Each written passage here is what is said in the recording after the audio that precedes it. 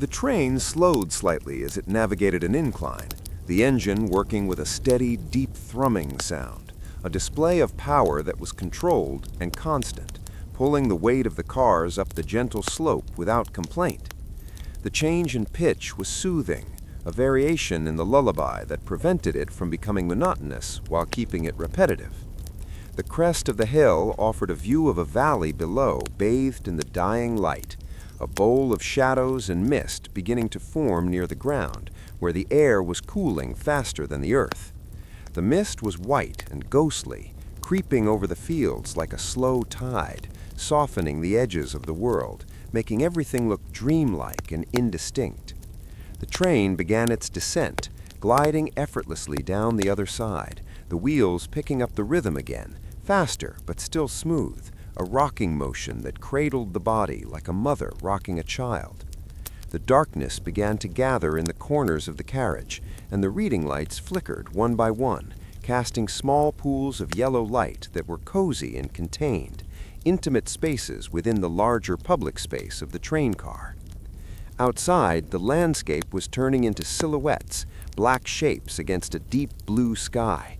The trees became jagged outlines, the hills became dark waves, and the fence posts disappeared into the gloom, only to be replaced by the reflection of the interior lights on the window glass, so that the passenger saw their own sleepy face superimposed over the passing night. The transition from day to night was complete, the world outside vanishing, leaving only the sensation of movement and the sound of the train, a cocoon of safety moving through the void. The rhythm remained constant, the heartbeat of the night driving the train forward into the darkness toward a dawn that was hours away, allowing for a long, deep, uninterrupted sleep where dreams could drift in and out, matching the sway of the carriage and the sound of the wheels. It was a journey not of miles, but of rest, deep and heavy and endless. As the train pushed deeper into the night, the world outside became a mystery wrapped in shadows, where the only visible things were the occasional distant lights of farmhouses, flickering like lonely stars in a sea of blackness. The interior of the train car settled into a profound silence, broken only by the rhythmic lullaby of the wheels, a sound that had become so constant it felt less like a noise and more like the heartbeat of the journey itself. The overhead lights had been dimmed to a soft amber glow that bathed the rows of seats in a warm, comfortable twilight, making the heavy eyelids of the passengers feel even heavier. The air was still and cool, carrying the faint recycled scent of fabric and the subtle metallic tang of the rails, a smell that spoke of travel and distance and the passage of time without urgency. The passengers were mostly asleep now, their heads resting against the windows or tilted back against the plush headrests, bodies slack and relaxed, giving in to the motion of the train that swayed gently from side to side, a rocking cradle made of steel and glass moving through the American night. The conductor sat at the far end of the car, reading a paperback book with a cracked spine, turning the pages slowly with a quiet rustle that seemed loud in the quietude. His cap rested on the empty seat beside him, a symbol of authority currently at rest. The window beside you was a mirror now, reflecting the interior of the car, the empty seats, the sleeping figures, the soft lights, creating a double image where the world inside was superimposed on the darkness outside, creating a sense of isolation and coziness, as if the train were a capsule floating through a void, separated from the rest of reality by a thick pane of glass and the relentless forward motion. The train passed through a small town that was asleep, its streets empty and illuminated by the orange glow of streetlights that stood in perfect rows, casting pools of light on the pavement where no cars drove and no people walked. The crossing gates were down, the red lights flashing in a silent rhythm, warning of the train's approach, even though there was no one there to be warned. The bells on the gate clanged briefly, a Doppler effect of sound that rose and fell in pitch as the train rushed past, leaving the town behind in seconds, returning it to its slumber. The rhythm of the wheels changed slightly as the train crossed a switch, a brief syncopated stutter before settling back into the steady, monotonous beat that stretched out for miles and miles into the darkness. The engine up ahead let out a long, low whistle, a mournful sound that drifted over the fields and echoed off the distant hills, a sound that said simply, "I am here, and I am moving, and I will not stop." The whistle faded into the wind, leaving only the rumble of the tracks and the whisper of air against the carriage. The sky outside was clouded over now, hiding the moon and stars, wrapping the earth in a thick blanket of gray and black, making the isolation of the train feel complete and secure. There was nothing to see, nothing to do, nothing to worry about, just the feeling of being carried along a predetermined path, a steel river that flowed across the continent without deviation or hesitation. The vibration of the floor was a constant hum that traveled up through the soles of the feet and into the legs, a physical reminder of the power of the engine pulling the weight of the train through the night, effortlessly and endlessly. You could close your eyes and still feel the movement, a sensation of forward momentum that required no effort on your part, allowing the mind to detach from the body and float in the space between wakefulness and sleep. The thoughts that usually crowded the mind during the day were gone now, replaced by the simple sensory inputs of the journey, the smell of the upholstery, the cool draft from the window, the sound of the wheels, the rhythm of the breathing, deep and slow, matching the cadence of the rails. The train began to slow down imperceptibly as it approached a long, gentle curve, the wheels singing a higher note as the metal flanges pressed against the track, the car leaning slightly to the right, gravity pulling gently at the body, shifting the weight in the seat before the track straightened out again and the train resumed its cruising speed. The rhythm returned to its familiar bass line, clack, clack, clack, clack, confident and steady. The rain began to fall, starting as a few stray drops that streaked across the dark glass like falling stars, before thickening into a steady drizzle that drummed softly against the roof and the windows, a new layer of sound added to the symphony of the journey. The rain was a white noise, a static hiss that smoothed over the edges of the world, wrapping the train in a cocoon of water and sound. The droplets raced across the window pane, pushed by the wind, creating intricate rivers and tributaries that merged and separated in random patterns, fascinating to watch if one could keep their eyes open, but heavy and hypnotic if one could not. The sound of the rain against the metal skin of the train was comforting, a reminder of the shelter and warmth inside, contrasting with the cold, wet world outside, making the seat feel softer and the blanket feel warmer. The train passed over a river, the sound of the water below lost in the noise of the rain and the wheels, but the change in the sound of the tracks on the bridge was distinct, a hollow, booming roar that lasted for 10 seconds before the solid ground returned, a brief interlude of deeper bass tones in the monotonous song of travel. The darkness outside was absolute now, the rain blurring any lights that might have been visible, turning them into soft, glowing smears of color that vanished as quickly as they appeared. The world had shrunk to the size of a train car, a long, narrow room moving through a universe of rain and night where time had no meaning, and the destination was just a word on a ticket, not a real place that needed to be thought about. The conductor stood up and walked slowly down the aisle, his uniform crisp and dark, his eyes scanning the sleeping passengers with a benevolent gaze, checking for nothing in particular, just maintaining the order of the night. His footsteps were silent on the carpet, a ghost passing through a room of dreamers. He adjusted the thermostat on the wall, his movements deliberate and slow, ensuring the temperature remained perfect for sleep. Not too hot, not too cold, just a neutral, comfortable warmth that encouraged the body to shut down and rest. He sat back down and picked up his book, the rustle of the page turning blending into the rain and the wheels. The train moved on relentlessly, mile after mile, eating up the distance with a hunger that was never satisfied but never hurried. The tracks ahead were clear, the signals were green, the night was long, and the rhythm was eternal. Clack, clack, clack, clack, a mantra spoken by steel and wood and stone, repeated until it lost all meaning and became pure vibration, pure sound, pure existence. The mind drifted on this sea of sound, bobbing on the waves of the rhythm, sinking lower and lower into the depths of relaxation, where the surface was far above, and the only reality was the heavy comfort of the seat and the dark peace of the closed eyes. The thoughts became fragmented, dreamlike images of the passing landscape, the cows standing in the rain, the lonely windmills turning slowly in the wind, the endless fences, the telephone poles, the clouds, the rain, all swirling together in a soft, slow dance that led nowhere and everywhere at once.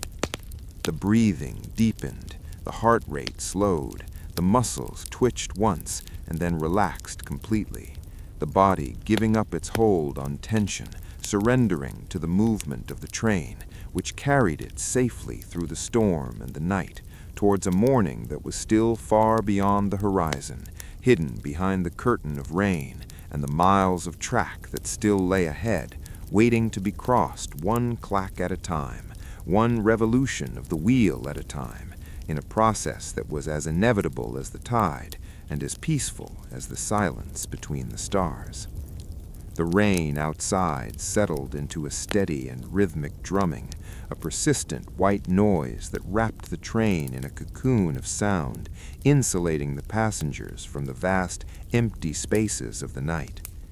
The drops streaked horizontally across the black glass, creating fleeting patterns of light and water that dissolved as quickly as they formed, while the train pushed onward with its unyielding momentum through the wet darkness. The wheels continued their conversation with the rails, clack, clack, clack, clack, a language of steel and friction that spoke of distance and endurance without any need for translation or understanding. The vibration of the carriage was a gentle, constant tremor that seeped into the bones, relaxing the muscles and encouraging the mind to let go of the last threads of wakefulness. The aisle was a long tunnel of dim light and shadows, stretching from one end of the car to the other, empty save for the occasional shifting of a sleeping passenger trying to find a more comfortable position in the plush seat. The air was cool and dry, contrasting with the humidity and cold of the storm outside, creating a sense of artificial safety that was deeply comforting. The train began to pass a long line of stationary freight cars on a siding, their rust-colored sides wet and gleaming under the faint spill of the passenger train's windows. They stood like silent giants, watching the express go by, car after car after car, a blur of metal shapes and graffiti that flashed by in the night, meaningless and repetitive, creating a strobe effect that flickered against the closed eyelids of the sleepers. The sound of the passing freight train was a low, hollow whoosh, reflected back from the close proximity of the other cars, a change in the acoustic texture of the journey that signaled nothing more than the presence of other travelers on this network of iron veins. The freight train ended as abruptly as it had begun, and the view returned to the empty void of the rainy night, where the only landmarks were the occasional signal lights glowing red or green in the distance, seemingly floating in the air, until the train drew closer and revealed the tall metal masts holding them up against the sky. The green light signaled permission to continue, to keep moving, to keep flowing forward without pause, and the train obeyed, gliding past the signal with a reassuring clunk of the wheels over a junction point. The engine far ahead remained a mystery, a source of power that pulled everyone along without asking for input or effort, a tireless beast that drank diesel and breathed smoke and turned the rotation of a crankshaft into the traversing of a continent. The passengers were merely cargo, delicate and dreaming, carried safely through the hostile weather, protected by layers of engineering and steel. The sensation of time began to dissolve, losing its linearity and becoming a pool of moments that blended into one another, the last hour feeling like a minute and the last minute stretching out like an hour. The concept of arrival was distant and abstract, a point in the future that did not need to be considered right now because the present moment was sufficient, filled as it was with the hum of the ventilation system and the rattle of a loose latch somewhere in the luggage rack and the whisper of tires on wet rails. The train banked slowly to the left, the floor tilting gently, shifting the center of gravity in the room, a sensation that felt like being rocked in a massive cradle by a giant hand. The turn was long and wide, designed for speed and comfort, so gradual that if you were not paying attention, you might not even notice the change in direction, only the slight pressure of your shoulder against the seat. The darkness outside was occasionally broken by the flash of a distant lightning bolt, silent and white, illuminating the heavy clouds for a fraction of a second, revealing the rolling landscape of wet fields and huddled groups of trees, before plunging everything into an even deeper blackness. The thunder was too far away to be heard, or perhaps it was drowned out by the noise of the train, leaving only the visual spectacle of the storm to play out on the horizon like a silent movie projected on the sky. The conductor rose from his seat once more, stretching his back with a slow, deliberate movement, and walked the length of the car again, his eyes checking the overhead racks, the floor, the stillness of the passengers. Satisfied, he moved to the vestibule between the cars, the heavy door sliding open with a pneumatic hiss, emitting a blast of louder noise from the wheels and the smell of rain-soaked earth before sliding shut again, sealing the quiet atmosphere of the cabin once more. The door closing was a definitive sound, a punctuation mark that reaffirmed the separation between the chaotic outside world and the orderly inside world. The train crossed a road crossing where the warning bells were whistling frantically, ding, ding, ding, ding, a sound that approached rapidly, reached a crescendo as the train roared through the intersection, and then faded instantly behind, swallowed by the night and the rain. The headlights of a single car waiting at the crossing briefly illuminated the interior of the train, sweeping across the ceiling like a searchlight before vanishing, leaving only the memory of the brightness in the retina. The train marched on, ignoring the car, ignoring the town, ignoring the storm, focused only on the parallel lines of the track that guided it faithfully towards the dawn. The seats seemed to grow softer as the night wore on, conforming to the shape of the body, holding the passenger in a gentle embrace that made movement unnecessary and sleep inevitable. The rhythm of the breathing synchronized with the rhythm of the train. Inhale on the clack, exhale on the clack. A biological, mechanical harmony that deepened the trance state. The mind wandered through vague, shapeless thoughts, memories of the day blending with dreams of the night, images of the wheat fields from earlier mixing with the rain on the glass, creating a surreal landscape where the sun shone on wet darkness and the wind whispered in the corn. The feeling of weightlessness grew as the body fell deeper into sleep, the sensation of the train moving forward becoming the only reality, a vector of motion in a universe of stillness. The miles clicked by unnoticed, uncounted, marking the progress of the journey in a silent tally that only the engine knew. The rain began to ease, transitioning from a downpour to a light mist that coated the windows in a fine sheen of droplets, diffracting the few lights that passed by into starbursts of color, fuzzy and indistinct. The sound of the rain on the roof faded, leaving the clack-clack of the wheels as the dominant sound once again, crisp and clear and rhythmic, a metronome for the sleeping mind, counting down the moments until morning. But morning was still far away, hidden behind hours of track and darkness, and the train showed no sign of hurrying, maintaining its steady pace, its dignified progress across the sleeping land.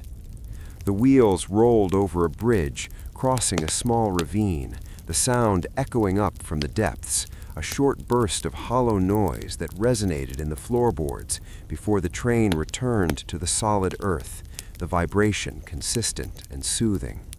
The darkness was a heavy blanket, the sound was a lullaby, the motion was a cradle, and the train was the vessel carrying the sleeper through the night, safely, securely, endlessly. The mist lingered in the air like a phantom breath, clinging to the low-lying fields and the hollows between the hills as the train pressed onward through the deep middle hours of the night, where time seemed to hang suspended and the concept of urgency had been entirely forgotten. The wheels continued their rhythmic mantra, clack, clack, clack, clack, spinning endlessly against the steel rails, which were cold and wet from the passing storm, reflecting the faint light of the train in long, shimmering lines that stretched out behind into the gloom. The vibration of the carriage was steady and monotonous, a physical hum that seemed to resonate with the very frequency of sleep, seeping into the marrow of the bones and heavying the limbs until lifting a finger felt like an impossible task. The air inside the car remained perfectly climate-controlled, a bubble of 72 degrees moving through a world of chill dampness, blowing gently from the vents near the floor with a soft hush that sounded like a long, continuous exhale from a giant lung. The overhead lights were dimmed to the lowest setting, casting long shadows that swayed gently with the motion of the train, moving back and forth across the aisle in a hypnotic dance that never changed tempo. The conductor had disappeared into another car, leaving the passengers alone in their collective slumber, a silent community of dreamers bound together by the shared destination and the shared rhythm of the journey. The train passed a signal tower, standing tall and lonely in the dark, its red light burning steadily, a single unblinking eye watching over the empty tracks.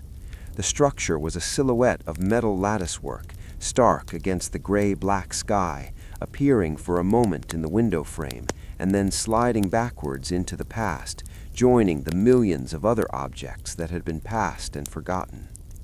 The tracks began to run parallel to a highway for a few miles, the road surface black and shiny with moisture, devoid of cars or trucks, just a ribbon of asphalt winding through the darkness alongside the ribbon of steel, two paths through the wilderness with no travelers but the train. The absence of traffic on the road emphasized the isolation of the moment, the feeling that the train was the only moving thing on the entire continent, a solitary voyager in a sleeping world.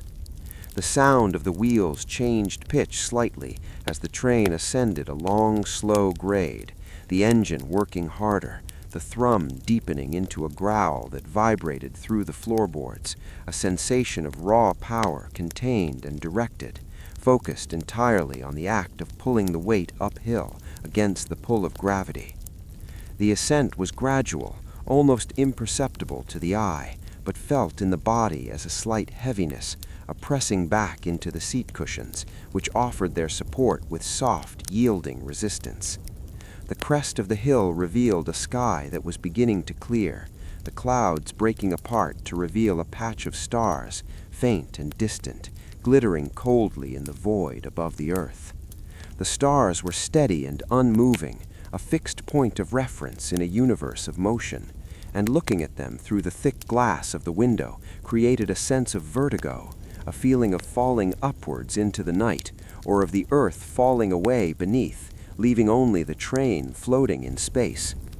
The descent began, and the engine eased off the growl, fading back to a hum, the train picking up speed as it coasted down the other side, the wheels singing a higher, lighter song, the carriage rocking gently like a boat on a calm sea, the rhythm increasing in tempo, clack, clack, clack, clack, faster, but still smooth, still controlled, still soothing.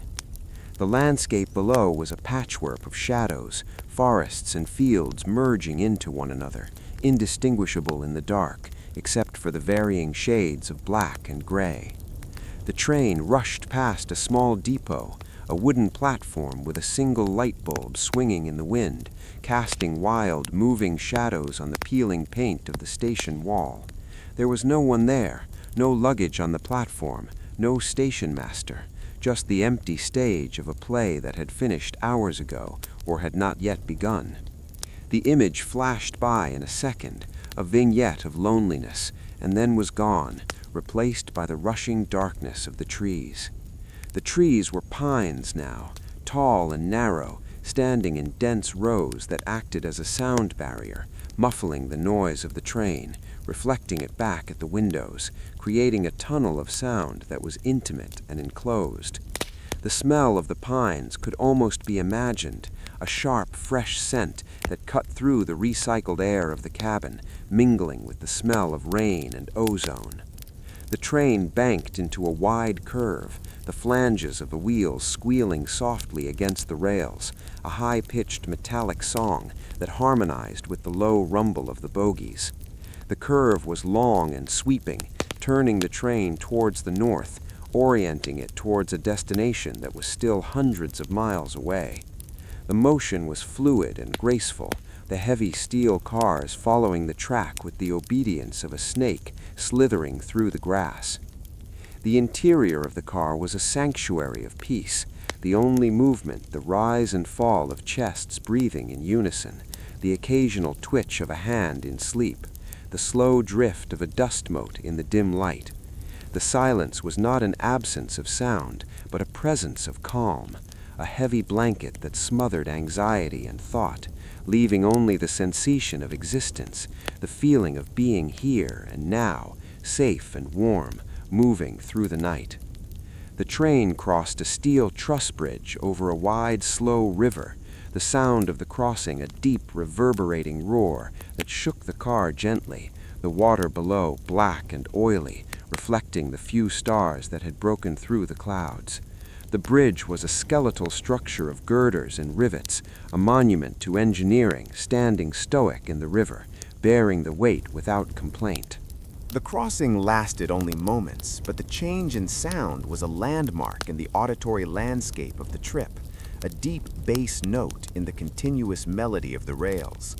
Once across, the solid ground returned, the familiar clack-clack resuming immediately, comforting and steady.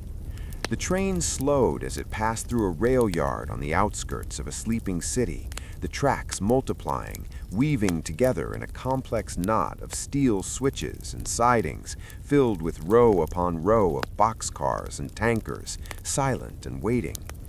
The yard was a city of ghosts, rust and paint and metal illuminated by tall floodlights that cast a harsh artificial daylight on the gravel and the ties.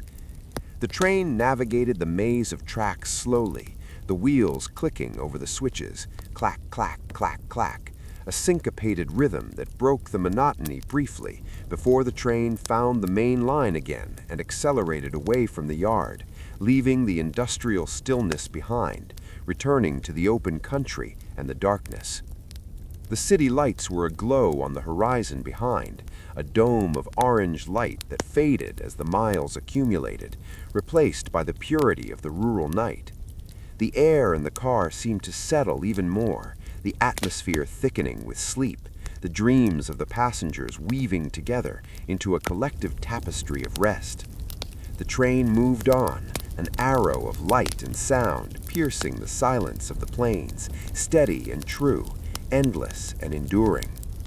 The orange glow of the city finally vanished completely, swallowed by the expansive curve of the earth, leaving the train alone once more in the deep, cavernous dark of the rural night, where the only illumination came from the single headlight of the locomotive, cutting a cone of brightness into the void, and the pale wash of moonlight that had begun to break through the thinning clouds.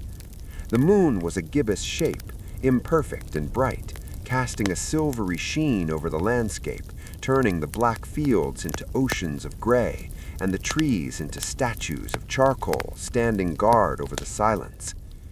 The rails ahead glittered like twin rivers of mercury, guiding the train forward with an unwavering certainty that required no thought and no decision, just the simple obedience to the path laid down decades ago by men who were now long gone, leaving behind this legacy of steel and motion. The rhythm of the wheels seemed to slow down in perception, even if the speed remained constant, the clack-clack becoming a slow heartbeat that resonated with the pulse of the sleeper, thud, thud, thud, thud, a synchronization of man and machine that blurred the lines between the animate and the inanimate. The interior of the car was a landscape of stillness, where the shadows were long and static, stretching from the overhead racks to the floor, shifting only slightly as the train negotiated the gentle undulations of the terrain. The air was still and heavy, carrying a sense of permanence, as if the atmosphere inside the train had been preserved in amber, unchanging and eternal, while the world outside rushed by at 70 miles an hour, a blur of motion that had no consequence for the peace inside. The seats were deep and accommodating, embracing the body with a firmness that allowed the muscles to release their last remaining tension, the neck supported by the headrest, the arms heavy on the armrests, the legs stretched out in the ample space, creating a posture of total surrender to the journey. The train passed a series of irrigation circles, giant mechanical arms that stood motionless in the fields like sleeping skeletons, their metal frames reflecting the moonlight in dull glints of silver, waiting for the dawn to resume their slow circular march. But for now they were as still as the earth itself. Everything in the world seemed to be sleeping except for the train, which continued its tireless vigil, moving through the night like a guardian of motion. The sound of the wind rushing past the windows was a soft, continuous hiss, a white noise that smoothed over the sharp edges of thought and memory, leaving only a blank canvas of relaxation. The mind drifted over this canvas without aim or direction, floating on the surface of sleep, dipping under occasionally, and then bobbing back up to the half-awareness of the rhythmic clack-clack, before sinking down again, deeper this time, into the warm waters of unconsciousness. The train crossed a small gravel road where a stop sign stood lonely and red, reflecting the train's lights for a brief second, a command that went unheeded as the train roared past, claiming its right-of-way by sheer size and momentum, leaving the sign vibrating in its wake, the dust settling slowly back onto the road in the silence that followed. The landscape began to change subtly, the flat plains giving way to gentle rolling dunes, covered in scrub brush and tall grass that waved in the wind, unseen by anyone but imagined by the mind's eye, a texture of roughness against the smooth sky. The stars were out in full force now, a canopy of diamond dust scattered across the velvet blackness of space, clearer and brighter than they ever appeared near the cities, a reminder of the vastness of the universe and the insignificance of the distance being traveled. And yet the train mattered. It was the center of the world for the sleepers inside, a moving capsule of life in a sterile vacuum of night. The vibration of the floor was a massage for the soles of the feet, a constant reminder that progress was being made, that the destination was getting closer with every revolution of the wheel, even if the destination didn't matter as much as the sleep. The conductor had not returned. The aisle remained empty, the door at the end of the car closed and dark, the only sign of life the steady green glow of the emergency exit sign, a beacon of safety that required no attention. The train banked gently to the right, following the contour of a river valley, the wheels singing a soft, high note of friction that quickly resolved back into the steady hum. The river was invisible in the dark, save for the occasional reflection of a star on the water's surface, a wink of light in the abyss. The sound of the train echoed off the far bank of the river, a delayed ghost of the noise that traveled alongside the train like a shadow, auditory companion, doubling the rhythm for a few miles before the valley widened and the echo was lost to the open air. The sensation of heaviness in the eyelids was now overwhelming, a pleasant weight that pulled them down and kept them closed, the visual world disappearing, to be replaced by the internal world of dreams and abstract shapes, colors swirling in the darkness, matching the sway of the carriage. The train passed a farmhouse where a single light burned in an upstairs window, a yellow rectangle of wakefulness in the sea of sleep. Perhaps someone reading, or soothing a child, or simply watching the train go by, a brief connection between two lives that would never meet, separated by speed and glass and the night. And then the light was gone behind a hill, and the train was alone again with the moon and the rails. The cornfields returned, row upon row of stalks standing in formation, a silent army of agriculture stretching for miles in every direction, a testament to the scale of the land. The repetition of the rows as they flashed by would have been dizzying in the daylight, but in the dark they were just a texture, a variation in the density of the shadows. The train horn sounded again, a long, low chord that harmonized with the night, mournful and deep, a warning to the deer and the coyotes, a greeting to the emptiness. The sound lingered in the air long after the train had passed, hanging over the fields like a mist before dissipating into silence. The wheels ate up the miles steadily, relentlessly, the rhythm never wavering, never faltering, a constant, reliable beat that anchored the soul. Clack, clack, clack, clack. The sound of stability, the sound of safety, the sound of a journey that had no beginning and no end, only this eternal middle where the only thing to do was to rest, to let go, to sleep deep and soundless and long, while the train carried the weight of the world on its steel shoulders, moving onward through the American night towards a horizon that was always receding, always inviting, always waiting. The moon hung high in the western sky now, a brilliant white disk that seemed to be racing the train, pacing it mile for mile across the vast open expanse of the heartland, shedding a cold silver light that illuminated the frost beginning to form on the corners of the window pane. Intricate crystalline ferns grew slowly in the silence, branching out across the glass as the temperature outside dropped with the deepening night. The interior of the train remained a sanctuary of warmth, the heating vents sighing softly at regular intervals, a gentle breath that countered the chill of the rushing air outside. The passengers were statues of sleep, deeply submerged in the rhythm of the journey, heads lolling against pillows improvised from coats and sweaters, breath fogging the air slightly in the microclimate of the seats. The train moved with a fluidity that belied its massive weight, gliding over the rails as if they were made of silk rather than steel. The clack-clack, clack-clack of the wheels had become so integrated into the background of existence that silence would have been more startling than the noise.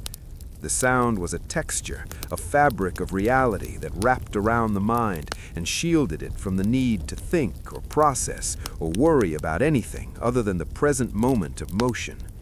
The landscape outside was a study in minimalism, flat fields stretching to the horizon, broken only by the occasional windbreak of trees that stood like dark walls against the stars, or the silhouette of a water tower marking the edge of a sleeping town that was nothing more than a cluster of roofs and a single traffic light blinking yellow in the empty intersection.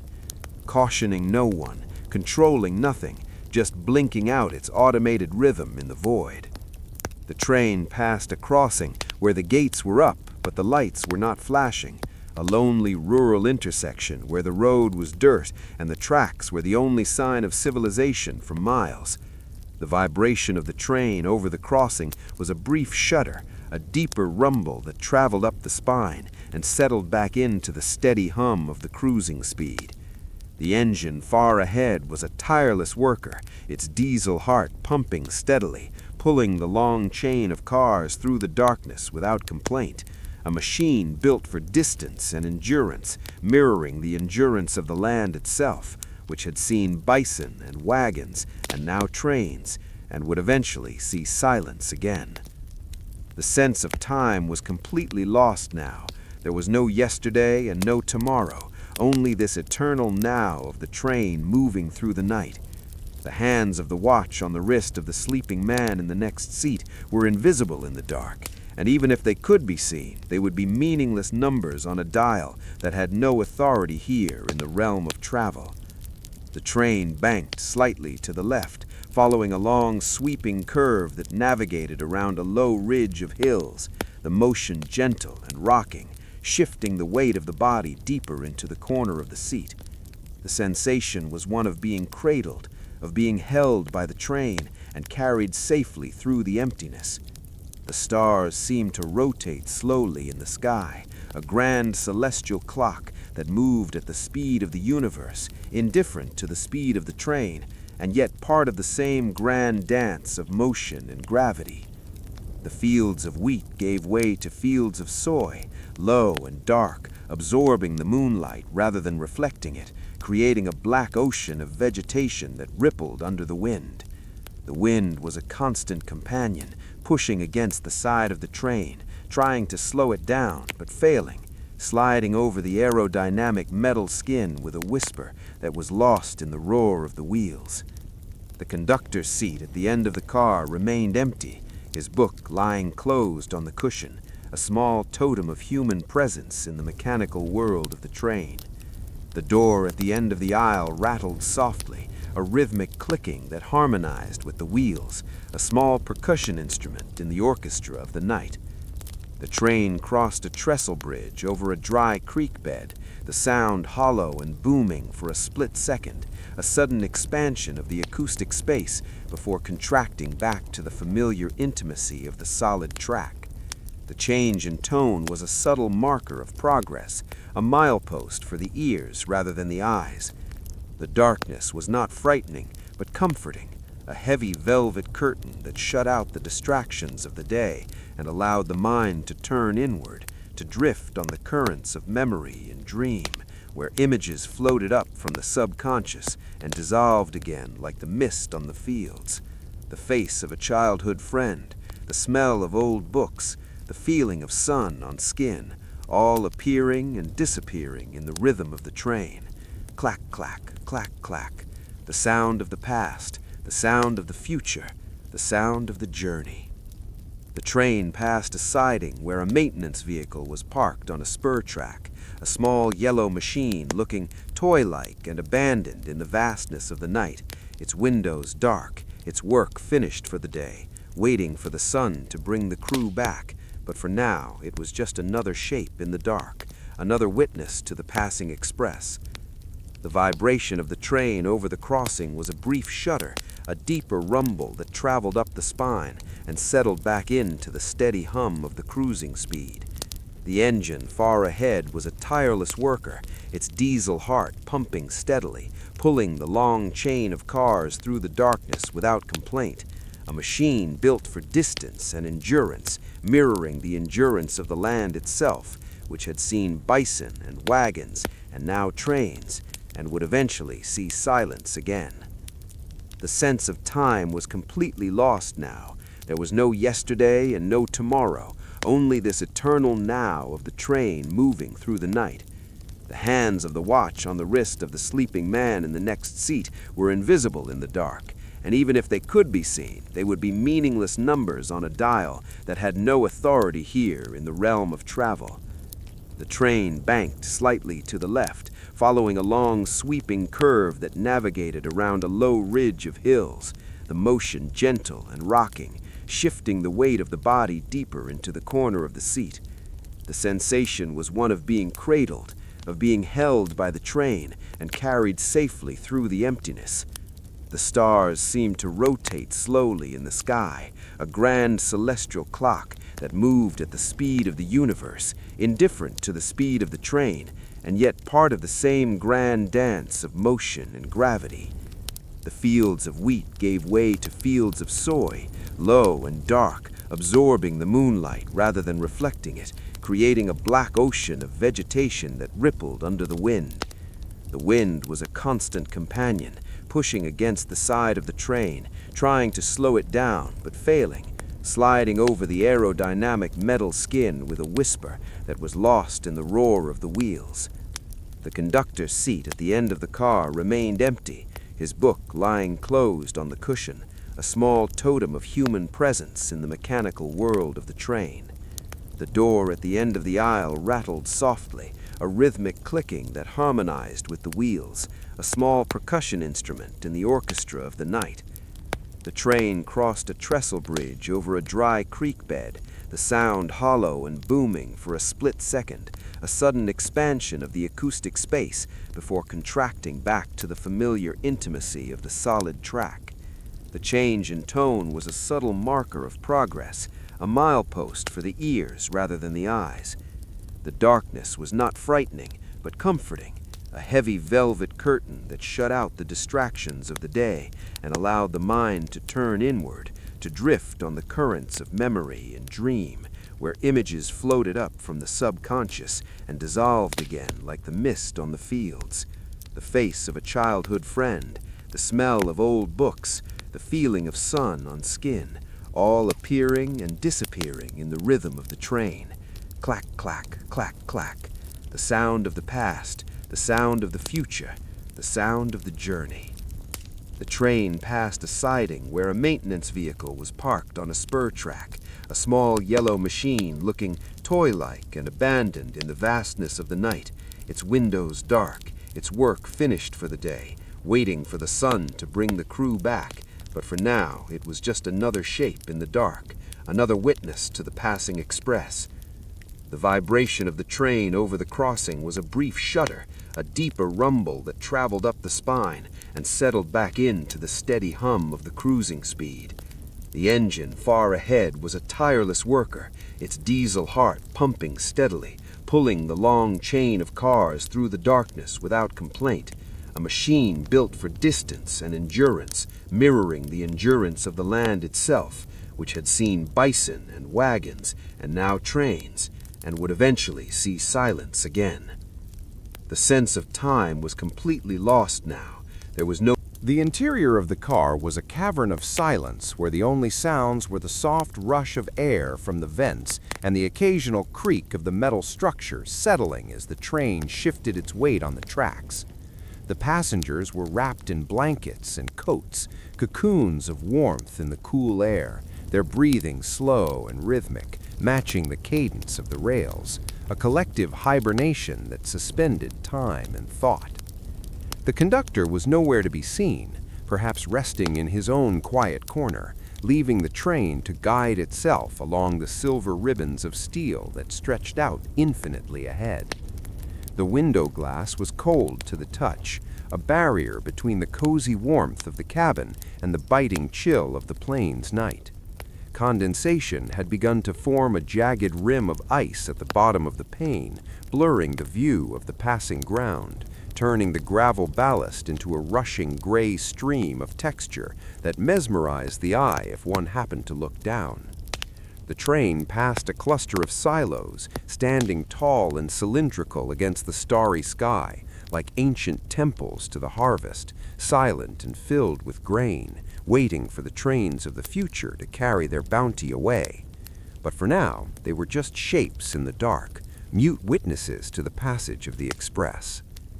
The engine up ahead let out a low rumble as it powered over a slight incline, the sound traveling back through the length of the train, a vibration that felt like a purr deep in the chest, soothing and powerful. The sensation of movement was constant, a forward vector that required no effort, just a surrender to the momentum that carried the traveler away from the past and towards the future without any need to steer or navigate. The mind was free to float in the space between the clacks, a drift that was weightless and aimless, wandering through memories that had lost their sharp edges and become soft and hazy, like the landscape outside. The fields of corn stubble flashed by, row after row, a texture of lines in the darkness, mesmerizing in its repetition, endless in its scope. The train crossed a county road where the asphalt was cracked and gray, illuminated briefly by the passing lights before being swallowed up again by the shadows, a road that likely saw no cars from sunset to sunrise, a lonely artery of the land. The rhythm of the wheels shifted slightly as the train entered a section of welded rail, the clack-clack fading into a continuous smooth hiss, a sound of pure speed and efficiency, gliding over the iron with almost no friction, a sensation of flying low over the ground. The silence of the wheels amplified the sound of the wind, a soft whistling that played around the edges of the doors and windows, a lullaby sung by the air itself. The lack of rhythmic impact made the sleep deeper, the body relaxing even more into the cushions, the head tilting further back, the mouth softening, the eyes still beneath the lids. The train felt like a time capsule sealed against the elements, preserving the peace inside against the chaos of the universe, passing through the night without disturbing it, leaving no trace but the wind of its passage. The lights of a distant town appeared on the horizon, a faint glow that grew slowly larger, resolving into individual pinpricks of yellow and white streetlights, marking out a grid of streets where families slept in houses dark and quiet. The train did not slow down for the town, it merely skirted the edge, passing the backyards and the industrial parks, the warehouses and the lumber yards, all silent and still. The crossing bells rang out, ding, ding, ding, ding, a brief flurry of sound that rose and fell in pitch, a salutation to the sleeping citizens before the train plunged back into the open country, the darkness returning instantly and absolute. The stars overhead seemed to burn brighter now, the constellations clear and sharp, Orion hunting in the southern sky, the Dipper pouring its contents into the north, ancient markers that had guided travelers for millennia, now watching over the steel traveler below. The train banked into a long curve, the sensation of centrifugal force pressing the body gently into the seat, a comforting pressure that felt like a heavy blanket. The curve was endless, turning the train slowly towards the west, changing the orientation of the shadows inside the car, shifting the light from the moon across the floor in a slow, creeping movement that marked the passage of minutes in silence. The landscape began to rise again, gentle hills appearing out of the gloom, soft shapes that rolled like waves on a dark sea, covered in dry grass that whispered in the wind.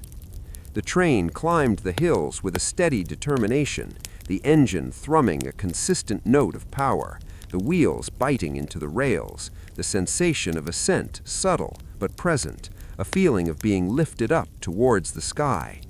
The crest of the ridge offered a view of the world below, a vast expanse of darkness dotted with the tiny lights of isolated farms, a galaxy of earthbound stars mirroring the heavens above.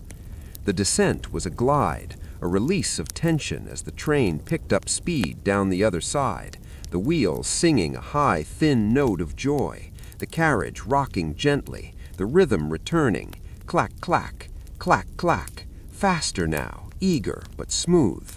The sound was a reassurance that the journey was continuing, that the rails were sound, that the destination was waiting. The air in the car was thick with the scent of sleep, a mix of wool and dust and faint perfume, a smell that triggered the brain to shut down, to let go, to drift. The mind became a passenger on a river of sound, flowing towards a sea of silence. The thoughts became less like words and more like feelings, heavy and soft and slow. The train passed a small wooded area, the trees pressing close to the tracks, their branches almost brushing the sides of the cars, a blur of black lace against the windows.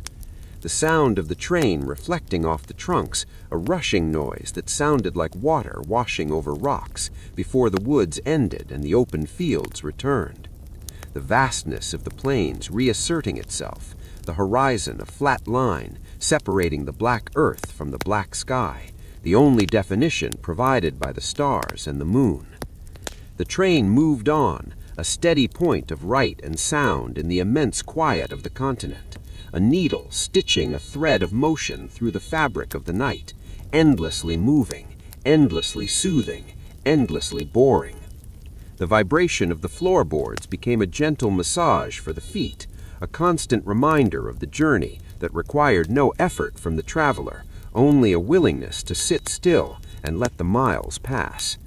The air in the cabin was still and recycled, carrying the faint scent of old fabric and the metallic tang of the rails, a smell that was specific to trains and conducive to sleep.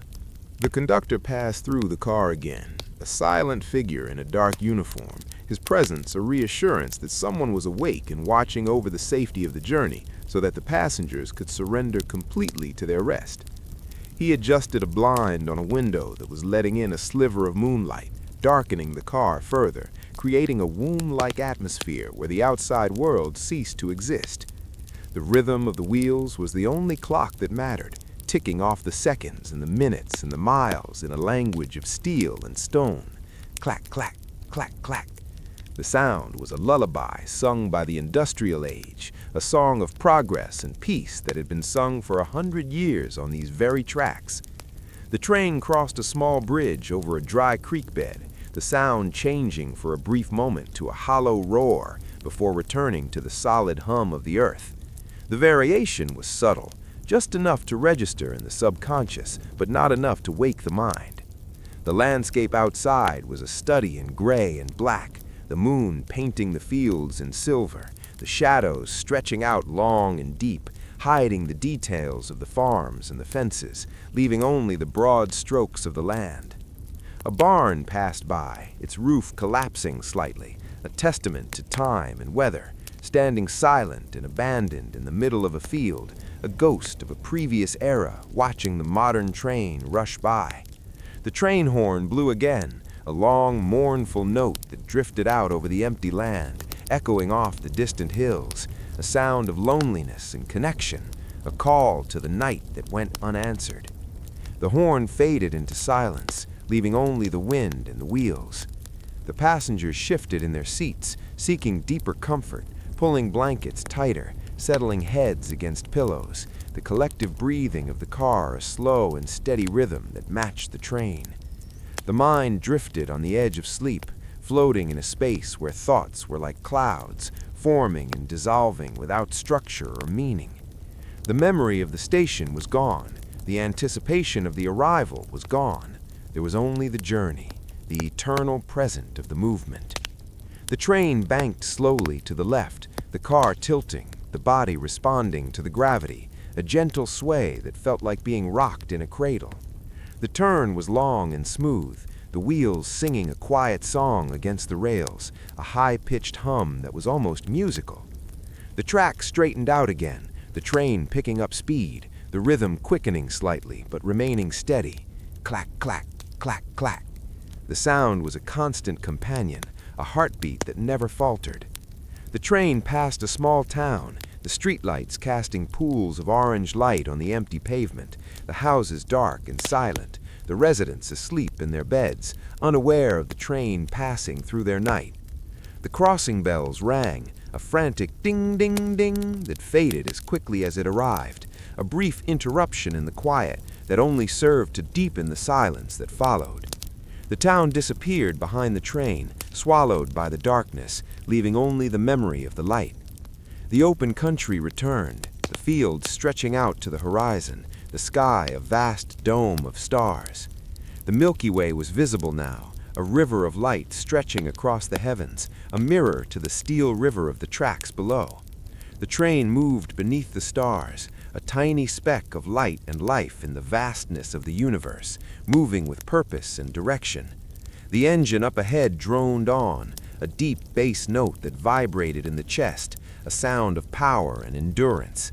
The wheels continued their work, eating up the miles, closing the distance between here and there, one revolution at a time. The condensation on the window grew thicker, blurring the view, turning the world outside into an abstract painting of light and shadow. The cold from the glass radiated inward, a sharp contrast to the warmth of the cabin, making the blanket feel even cozier. The passenger closed their eyes, letting the darkness take over, listening to the rhythm of the train. Clack, clack, clack, clack. The sound was a mantra, a repetition that cleared the mind of worry and stress, leaving only a blank slate of peace. The body felt heavy, sinking into the seat, the muscles relaxing, the tension melting away. The breathing became slower, deeper, more rhythmic. The transition into sleep was slow and natural, a drifting away on the tide of the sound. The train continued its journey, moving through the night, a guardian of sleep, a vessel of rest. The landscape rolled by unseen, the miles accumulating in the dark. The moon began to set, sinking lower in the western sky, its light fading, the shadows lengthening until they merged with the darkness. The world became a singular shade of black, the only light coming from the stars and the train itself. The isolation was complete, the peace absolute. The train crossed a switch, the wheels clattering over the points, a brief syncopated rhythm that broke the monotony for a second before the steady beat returned. The sound was a reminder of the complexity of the network, the thousands of miles of track that connected the continent, a web of steel that the train was navigating with precision. The engine roared slightly as it climbed a grade, the effort audible in the deep thrum of the diesel, the train slowing imperceptibly as it fought gravity. The crest of the hill was reached, and the train began to coast down the other side, the engine quieting, the speed increasing, the motion becoming fluid and effortless. The valley below was a bowl of darkness, the air slightly misted, the train cutting through the fog like a ship through the sea. The fog swirled around the windows, white and ghostly, obscuring the view completely, creating a sense of being suspended in a cloud. The sound of the wheels was muffled by the damp air, becoming softer, more distant. The train moved through the fog bank, the horn blowing a warning to the unseen, a low blast that was swallowed by the mist. The fog cleared as the train rose out of the valley, the stars reappearing, the crisp air returning. The rhythm of the wheels sharpened, becoming crisp and clear again. Clack, clack, clack, clack. The sound was a sign of reassurance, a sign that the world was still solid, that the journey was still real. The train passed a signal gantry, the lights green and red glowing in the dark, a silent language of safety that the engineer understood. The green light flashed by, a permission to proceed, to keep moving, to keep sleeping. The red light faded into the distance, a warning for those behind, a protection for those inside. The train was a capsule of safety, a mobile sanctuary moving through the night. The passengers shifted again, finding a new position, the seat conforming to the body, the comfort absolute. The mind was empty now, devoid of thought, filled only with the sensation of movement and the sound of the train. The sleep was deep and dreamless, a restoration of the soul. The train moved on, indifferent to the sleepers, focused only on the track ahead. The miles ticked by, uncounted and unobserved. The night was long, but the train was patient. It had nowhere to be but here, moving forward, always moving forward. The sound of the wind rushing past the train was a constant hiss, a white noise that filled the gaps between the clacks of the wheels. The wind was a traveler too, moving across the plains, touching the grass and the trees, carrying the scent of the earth. The train and the wind moved together, companions in the night. The train passed a large industrial complex, the silhouette of chimneys and tanks visible against the sky, a few security lights burning in the yard, but no movement, no life. The industry was sleeping too, waiting for the day. The complex faded behind, replaced by the fields and the farms. The rhythm of the land was slow and geological. The rhythm of the train was mechanical and steady. The two rhythms coexisted, one ancient, one modern, both enduring. The train crossed a state line, a boundary marked on a map but invisible in the dark. The land remaining the same, the track remaining the same. The journey was seamless, a continuous flow of motion that ignored borders and divisions. The only reality was the rail. The sound of the wheels changed again as the train entered the tunnel, the noise magnified, echoing off the walls, a roar that filled the ears, a sudden intensity that was almost overwhelming. The darkness in the tunnel was absolute, the windows reflecting only the interior of the car. The tunnel ended as quickly as it began, the train bursting out into the open air, the sound dropping back to the familiar clack-clack, the stars returning overhead. The brief passage through the mountain was a reminder of the obstacles that had been overcome to build this path, the rock blasted away to make room for the steel. The train moved on, conquering the geography with ease. The passengers slept on, undisturbed by the change in sound, the rhythm deeply embedded in the subconscious. The train began a long, slow turn to the right, the wheels singing against the rail, the car leaning, the centrifugal force a gentle pressure. The turn oriented the train towards the east, towards the dawn that was still hours away. The moon was gone now, set below the horizon, leaving the sky to the stars. The darkness was at its deepest, the time when the world is most still. The train was the only thing alive in the silence, a metal beast with a heart of fire moving through the cold night. The rhythm of the wheels was the heartbeat of the beast, steady and strong. Clack, clack, clack, clack.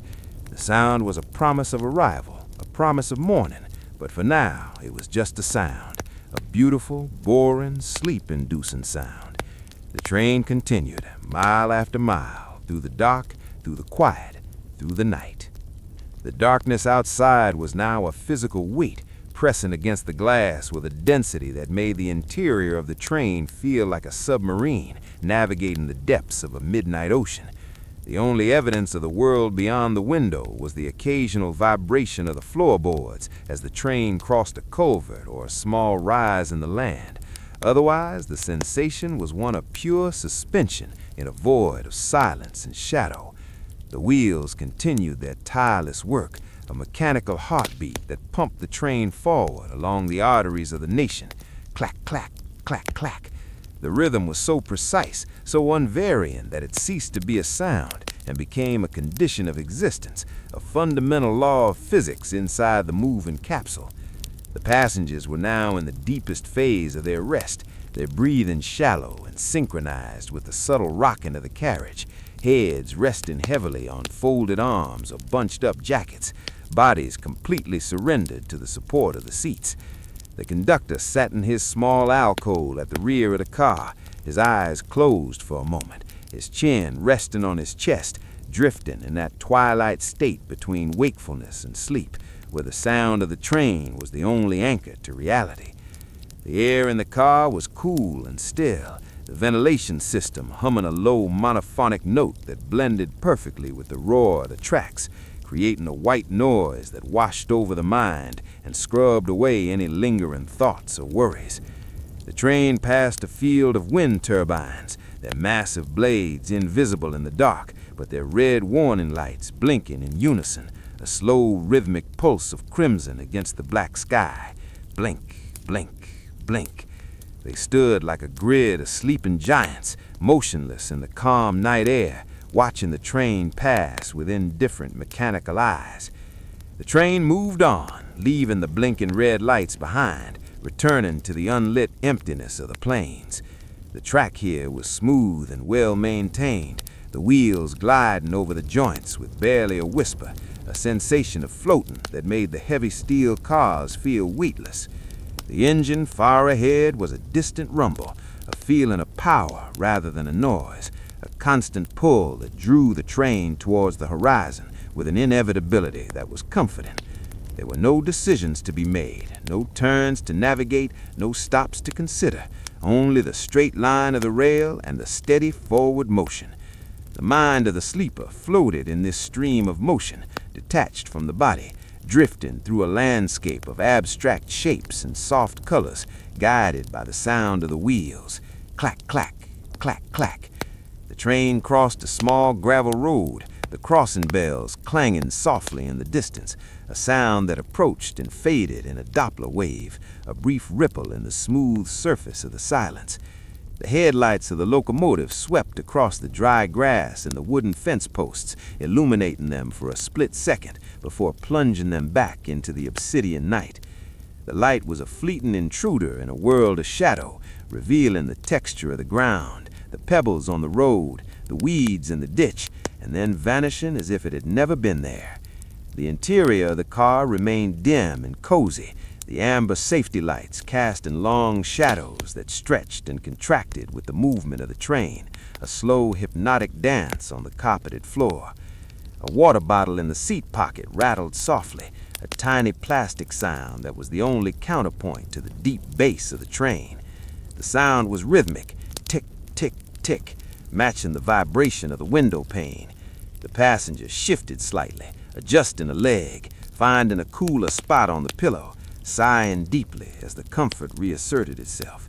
The sleep was heavy, a blanket of lead that held the body down, warm and secure. The train began a long, slow turn to the left, a long, wide arc that tilted the floor just enough to be felt, a change in the gravitational pull that cradled the sleepers even closer to the wall. The wheels sung a high, thin note as they pressed against the outer rail, a friction song that was eerie and beautiful in the quiet night. The curve ended, and the train straightened out, pointing once again towards the invisible horizon. The rhythm returned to the center, steady and true. Clack, clack, clack, clack. The train passed a small siding where a row of old tanker cars sat rusting in the weeds, their shapes barely visible as darker blocks of shadow against the night. They were silent and still, retired from the endless journey, watching their active cousins rush by with a sense of eternal patience. The train ignored them, focused only on the path ahead, the schedule, the destination. The miles accumulated one after another, a silent count that no one was keeping. The night seemed to have no end, stretching out in both directions, a tunnel of time that the train was traveling through. The stars overhead were brilliant and cold, piercing the darkness with their ancient light, witnessing the passage of the steel worm below. The constellation of Orion hung high in the south, the hunter striding across the sky, his belt of 3 stars perfectly aligned, a celestial parallel to the tracks on the earth. The train moved under the stars, a part of the cosmic clockwork, moving in harmony with the rotation of the planet. The vibration of the train was a constant massage, a loosening of the muscles, a soothing of the nerves. The jaw relaxed, the shoulders dropped, the hands uncurled. The tension of the day was miles behind, left at the station, lost in the city. Here there was only the night, the train, and the sleep. The train passed a small copse of trees, the branches bare and skeletal, reaching up towards the sky like frozen fingers. The wind whistled through them, a sound that was lost in the roar of the passage, but existed nonetheless, a secret conversation between the air and the wood. The trees vanished into the darkness, replaced by the open fields, the flat, endless earth. The smell of the earth came in through the vents, a scent of damp soil and dry grass, a primal smell that spoke of the land and the seasons. It was a grounding scent, a reminder that outside the metal shell was a living, breathing world, sleeping its own sleep. The train horn sounded again, a long, low blast that vibrated in the chest, a call to the emptiness, a statement of presence. I am here. I am moving. The sound faded slowly, lingering in the air like a ghost, before silence reclaimed the landscape. The wheels continued, clack, clack, clack, clack. The sound was a heartbeat, a drum, a whisper. It said, sleep, sleep, sleep. The train slowed slightly for a yellow signal, the brakes hissing softly, the momentum checking for a moment before the green light appeared and the engine surged forward again, pulling the weight with renewed purpose. The change in speed was a gentle rocking motion, a lullaby variation that deepened the trance. The passenger breathed in, breathed out, the rhythm matching the train. In, out, clack, clack. The synchronicity was perfect, a union of biology and machinery. The mind was a blank slate, written on by the shadows and the sounds, a passive observer of the journey. The dreams were slow and viscous, moving like honey, shapes morphing into other shapes, colors blending into darkness. The train was the dreamer and the dream, the vessel and the voyage. It crossed a bridge over a highway, the concrete road below empty and gray, the painted lines stretching out into nothingness. No cars, no trucks, just the empty road waiting for the morning rush that was still hours away. The train roared over the bridge, a momentary thunder that shook the air, and then returned to the solid earth, the sound dampening back to the familiar hum. The journey was a series of textures, soundscapes that shifted and changed, but always returned to the baseline of the rails. The consistency was the key, the repetition was the lock, the sleep was the room inside. The train moved on, indefatigable, relentless, peaceful. The conductor stood up and stretched, a silent shadow in the aisle, checking his watch in the dim light. He sat back down, his duty to wait, to watch, to ride. The passengers slept on, unaware of his movement, unaware of the bridge, unaware of the stars. They were safe in the belly of the train, carried through the night by forces they did not need to understand. The train passed a small farmhouse where a dog barked at the noise, a tiny sound that was swallowed instantly by the distance. The dog went back to sleep. The train went on. The connection was broken as soon as it was made, a fleeting intersection of lives. The horizon began to show the faintest, barely perceptible lightning, a turning of the black into a deep charcoal gray, the first whisper of the morning that was still an hour away. The stars remained bright, but the grip of the night was loosening, the density of the darkness fading ever so slightly. The train seemed to sense the coming dawn, the rhythm feeling a little more urgent, a little more crisp, clack, clack, clack, clack. The destination was drawing nearer, the distance closing. But for now, it was still night, still the time for sleep. The window pane was cold, frost forming in the corners, intricate patterns of ice that grew and spread in the silence. The world outside was freezing, but the world inside was warm. The contrast made the warmth feel sweeter, the sleep feel deeper. The train banked into a final long curve before the straight run to the morning, the wheels singing their friction song, the car leaning, the body heavy. The straightening curve, the track laid out flat and true. The train ran on, a silver bullet in the gun of the night, fired towards the day. The sound was a constant, a river of noise that carried the mind away. The sleep was endless, the journey was the destination. Clack, clack, clack, clack. The mist began to thicken as the train descended into a low-lying basin, the white vapor swirling around the wheels and dampening the sound of the steel against the tracks, turning the sharp clack-clack into a soft, rhythmic thud that felt more like a heartbeat than a machine. The fog pressed against the windows, a wall of gray that hid the world completely, creating a sensation of isolation that was profound and peaceful. The train was a capsule of light moving through a cloud of nothingness, the passengers suspended in a white void where time had stopped and direction had lost its meaning.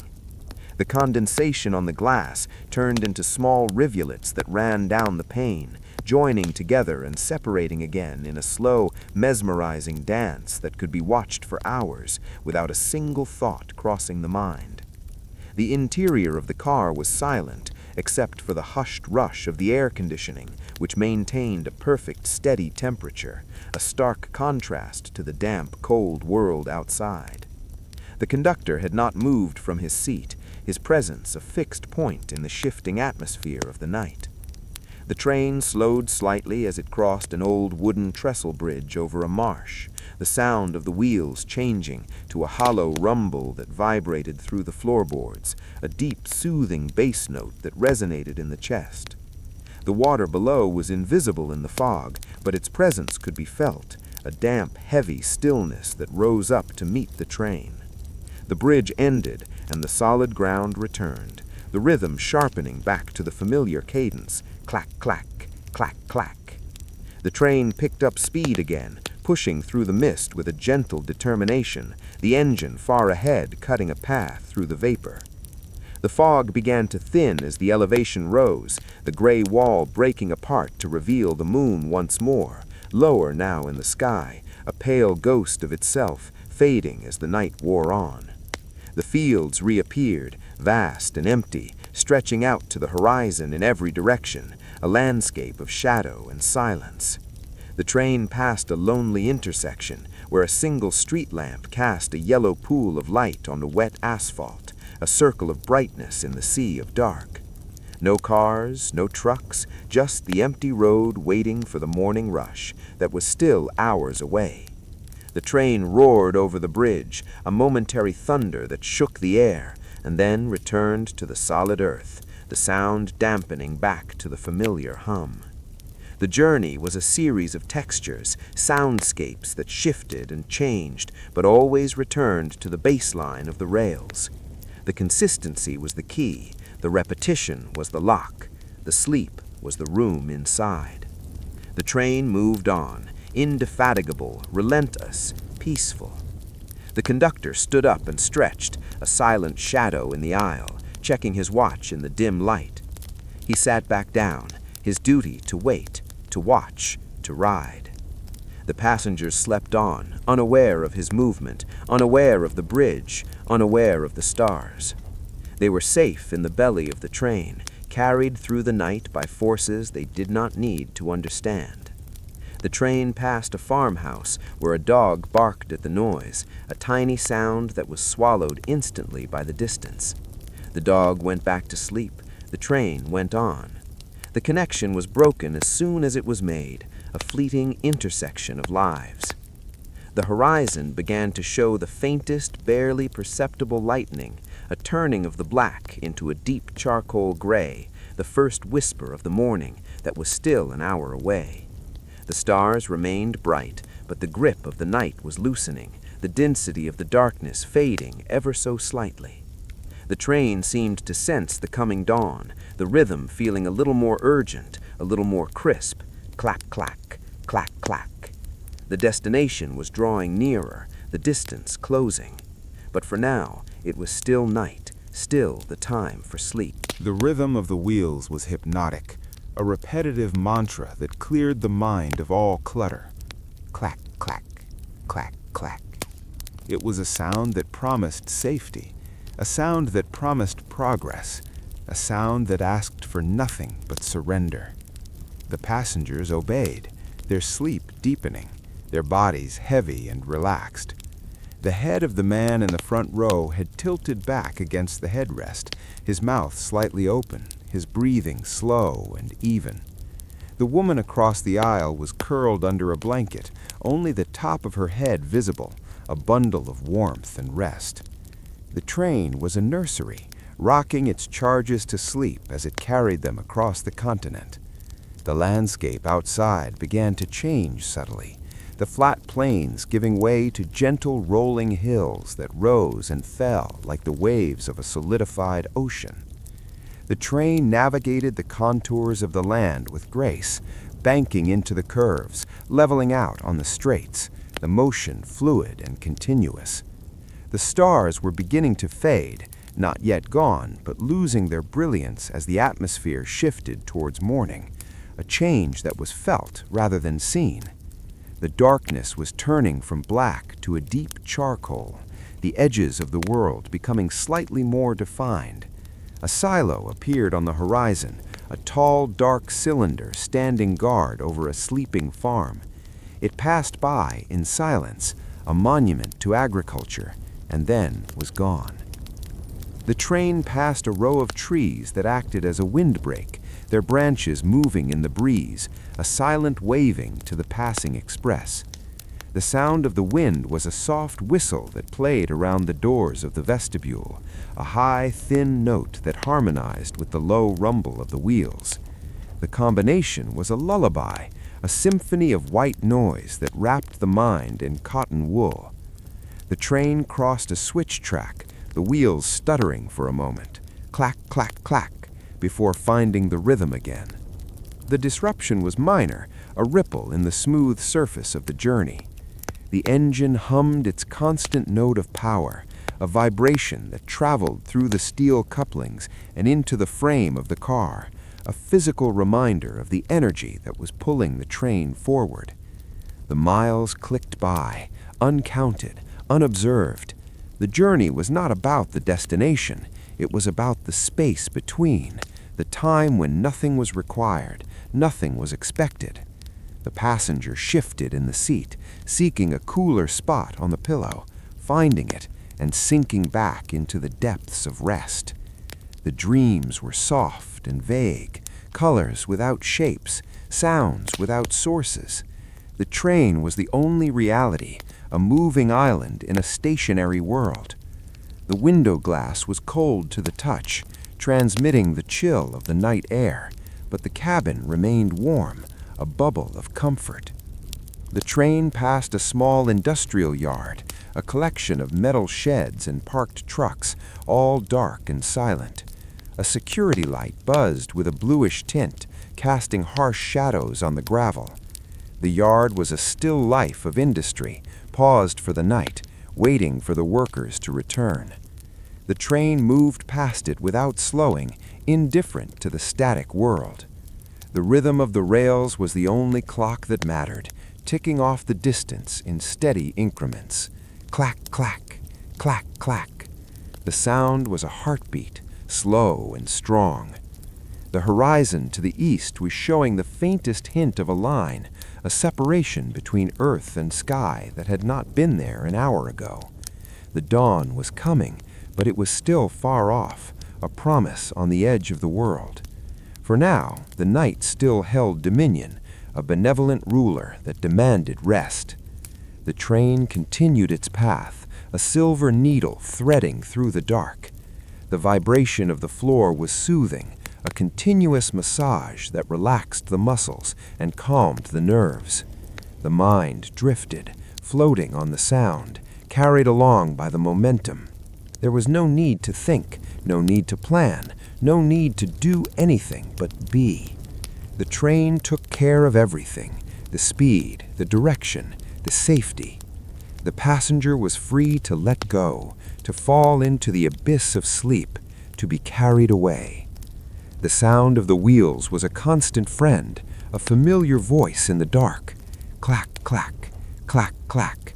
It spoke of miles covered, of distance conquered, of peace maintained. The train passed a small creek, the water reflecting the fading stars, a ribbon of silver winding through the black fields. The sound of the bridge was a brief hollow roar, a punctuation mark in the sentence of the journey. The train returned to the solid earth, the sound deepening again. The landscape was repetitive, soothing, boring, field after field, pole after pole, mile after mile. The sameness was a comfort, a guarantee that nothing sudden would happen, nothing would disturb the peace. The world was vast and empty, and the train was the only thing moving in it. The sense of solitude was complete, but it was not lonely. It was a shared solitude, shared with the other sleepers, shared with the train, shared with the night. The conductor stood up and walked the length of the car, his steps silent, checking the overhead racks, checking the temperature. He was the guardian of the sleep, the watcher in the night. He returned to his seat, satisfied, and the car settled back into stillness. The train moved on, relentless, tireless, endless. The darkness outside was soft and velvety, a blanket that covered the earth.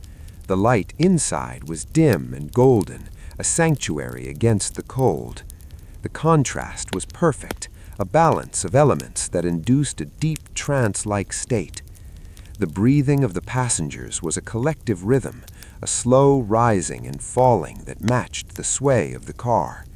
The train was a living organism, breathing, moving, resting. The wheels continued their song, a melody of steel and stone. Clack, clack, clack, clack. The sound filtered into the dreams of the sleepers, becoming part of the narrative, a rhythmic background to the stories of the mind. The train passed a lonely crossing signal, the bells ringing softly in the distance, a fading sound that was left behind in seconds. The red lights flashed against the darkness, a warning to no one, a signal to the empty night. The train ignored them, focused on the green lights ahead, the open track, the clear path. The journey was a straight line through the curve of time, a movement from darkness to light, from night to day. But the day was still a rumor, a distant possibility. The present was the night, and the night was for sleep. The train banked into a long, gentle curve, the motion rocking the passengers deeper into their seats. The wheels sang against the rail, a high, thin friction sound that was quickly gone. The track straightened, the rhythm returned, clack, clack. The sound was the only thing that mattered. The world outside was a blur of shadows, a canvas of dark on dark. The mind had nothing to latch onto, nothing to analyze. It was forced to turn inward, to shut down, to rest. The boredom was the medicine. The monotony was the cure. The train was the doctor prescribing miles and hours of nothingness. The passenger accepted the treatment, sinking lower, breathing slower. The sleep was total, a complete shutdown of the conscious mind. The train carried the body, safe and warm through the hostile night. The engine roared a low thrum of power, a sound of strength and reliability. The wheels spun, a cycle of motion that never ended. Clack, clack, clack, clack. The journey continued, mile after mile, hour after hour. The night was vast, but the train was steady. It moved with a purpose that required no thought. It was a machine of sleep, a factory of dreams. The mist returned for a moment, swirling in the headlights, a brief return to the cloud world before clearing again. The stars were fewer now, the sky a lighter shade of black. The world was waking up, slowly, reluctantly. But the train was already awake, had been awake all night, moving, working, carrying. The passengers slept on, unaware of the subtle changes outside, unaware of the miles they had crossed. They knew only the comfort of the seat, the warmth of the blanket, the sound of the wheels. That was all they needed to know. The train was their world, and their world was at peace. The train continued its steady progress as the first hint of false dawn painted a faint, colorless strip along the eastern horizon, a subtle separation of earth and sky that was more of feeling than of visual reality. The darkness inside the car seemed to deepen in contrast, the amber safety lights glowing with a warm, protective intensity that kept the encroaching morning at bay. The rhythm of the wheels remained the undisputed master of the environment. Clack, clack, clack, clack, a metronome that had been ticking for hundreds of miles, creating a groove in time that the passengers were comfortably settled into. The air in the cabin was still and heavy, charged with the collective exhalations of deep sleep, a cozy atmosphere that felt almost solid, like a blanket woven from silence and warmth. The train passed a small, solitary farmhouse where a single yard light cast a harsh blue-white circle on the frost-covered grass, revealing a parked pickup truck with a dusting of ice on its windshield, silent and waiting for the day's work. The image flashed by in a heartbeat, a frozen tableau of rural life, and then was replaced by the rushing darkness of another windbreak of trees.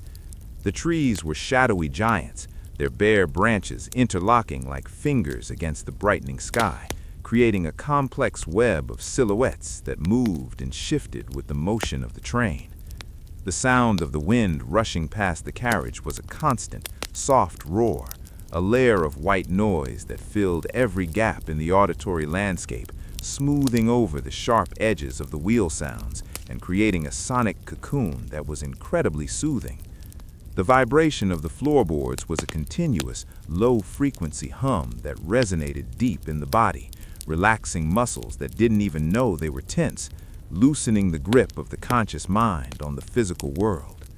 The passenger in the window seat shifted slightly, pulling the woolen blanket up to their chin, the the fabric scratching gently against the skin, a tactile sensation of comfort that triggered a deeper level of relaxation.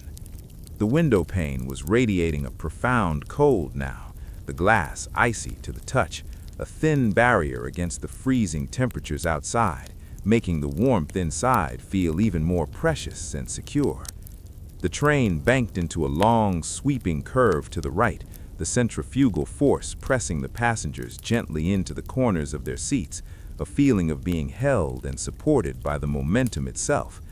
The wheels sang a high, keen note as the flanges pressed against the outer rail, a metallic melody that rose and fell with the severity of the curve before settling back into the familiar rhythmic clack-clack as the tracks straightened out.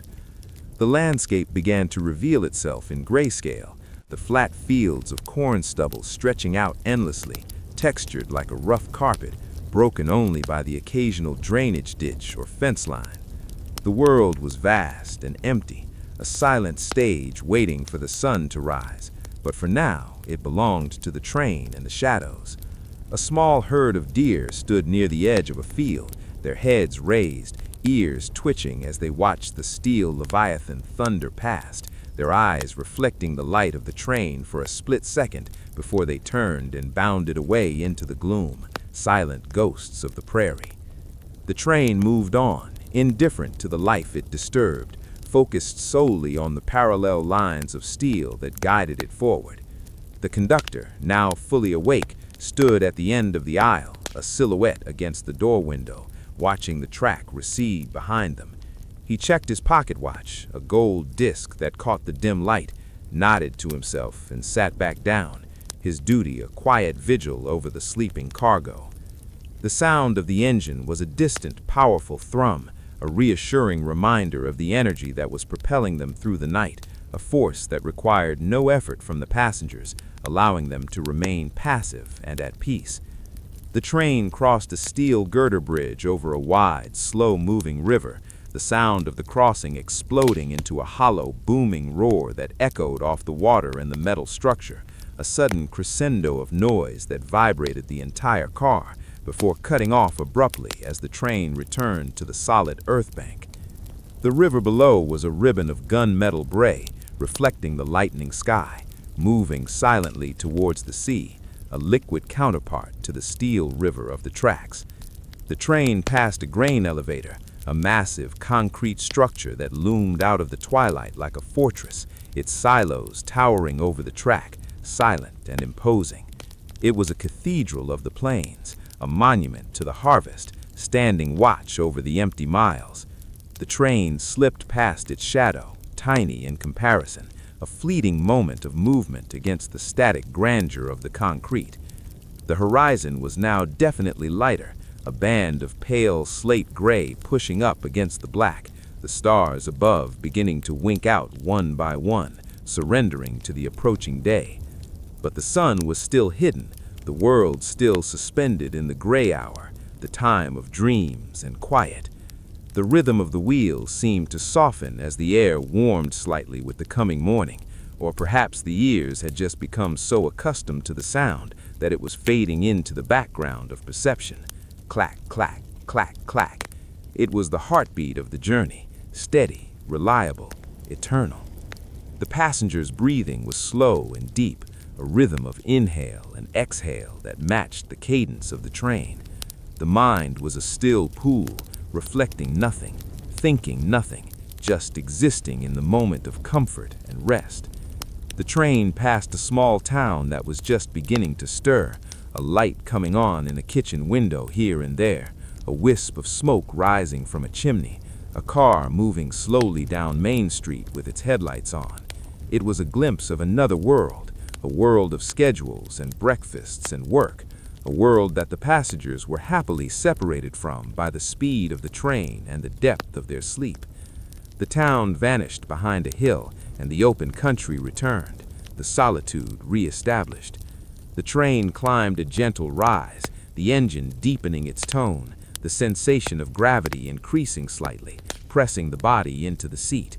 The crest of the hill offered a panoramic view of the awakening land, a vast quilt of fields and fences stretching out to the edge of the world, all bathed in the soft, diffused light of the pre-dawn. It was a landscape of peace, of immense space and silence, where the only movement was the train and the wind. The descent was a glide, a release of energy, the train picking up speed, the wheels singing a joyous note of freedom. The rhythm quickened, clack, clack, clack, clack, a tempo of progress. The train was eating the miles, closing the gap, moving towards the destination. But the destination was still just a concept, a name on a schedule. The reality was the seat, the blanket, the window, the sound. The reality was the sleep. The train passed a crossing with no gates, just a wooden crossbuck sign that flashed by in a blur of white paint. The horn blew a short, polite warning, a toot that was swallowed by the vastness of the fields. The silence that followed was even deeper than before. The passengers shifted, turning their head to the other side, the pillow cool against their cheek. The sleep was a heavy, warm liquid that filled the mind, drowning out all thought, all worry. The train was the vessel that held them safe in this ocean of rest. The sky was turning a pale lavender now, the first hint of color seeping into the gray. The clouds were illuminated from below, turning pink and gold, a slow-motion sunrise that was happening miles above the earth. The light was soft and indirect, not yet strong enough to wake the sleepers, just enough to change the tone of the darkness. The train moved through this changing light, a dark snake winding through a painting. The interior lights of the car seemed to dim in comparison to the outside world, the amber glow becoming less necessary. The conductor stood up and switched off the main overheads, leaving only the low-level floor lights, a gesture of respect for the sleeping passengers, extending the night for as long as possible. The car became a cave of shadows, quiet and peaceful. The train crossed a switch, the wheels clattering over the frogs, a brief syncopated rhythm that felt like a little skip in the heartbeat of the journey. Then the steady beat returned, clack, clack, clack, clack. The sound was a constant reassurance, a promise kept. The train passed a small pond, the water still and glass-like, reflecting the lavender sky and the silhouette of the train as it passed. A duck took flight, its wings splashing the water, ripples spreading out in circles that were left behind in the distance. The train moved on, indifferent to the beauty it was passing, focused only on the rail. The miles were just numbers, the scenery just a backdrop. The purpose was the motion. The purpose was the journey. The passenger drifted deeper, but the destination was still just a concept, a name on a schedule. The reality was the seat, the blanket, the window, the sound. The reality was the sleep. The train passed a crossing with no gates, just a wooden crossbuck sign that flashed by in a blur of white paint. The horn blew a short, polite warning, a toot that was swallowed by the vastness of the fields. The silence that followed was even deeper than before. The passengers shifted, turning their head to the other side, the pillow cool against their cheek. The sleep was a heavy, warm liquid that filled the mind, drowning out all thought, all worry. The train was the vessel that held them safe in this ocean of rest. The sky was turning a pale lavender now, the first hint of color seeping into the gray. The clouds were illuminated from below, turning pink and gold, a slow-motion sunrise that was happening miles above the earth. The light was soft and indirect, not yet strong enough to wake the sleepers, just enough to change the tone of the darkness. The train moved through this changing light, a dark snake winding through a painting. The interior lights of the car seemed to dim in comparison to the outside world, the amber glow becoming less necessary. The conductor stood up and switched off the main overheads, leaving only the low-level floor lights, a gesture of respect for the sleeping passengers, extending the night for as long as possible. The car became a cave of shadows, quiet and peaceful. The train crossed a switch, the wheels clattering over the frogs, a brief syncopated rhythm that felt like a little skip in the heartbeat of the journey. Then the steady beat returned, clack, clack, clack, clack.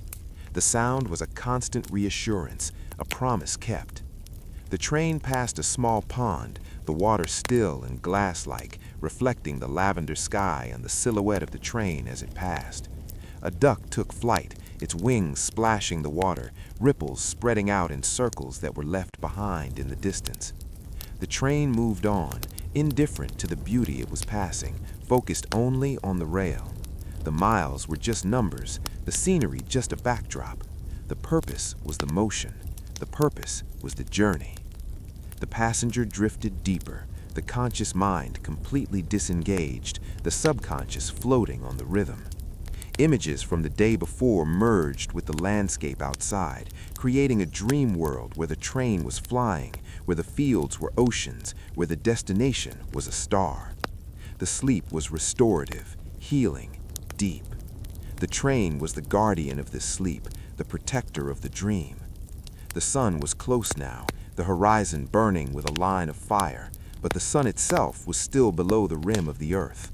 The light was growing stronger, revealing the colors of the fields, the brown of the earth, the gold of the dry grass, the green of the pines.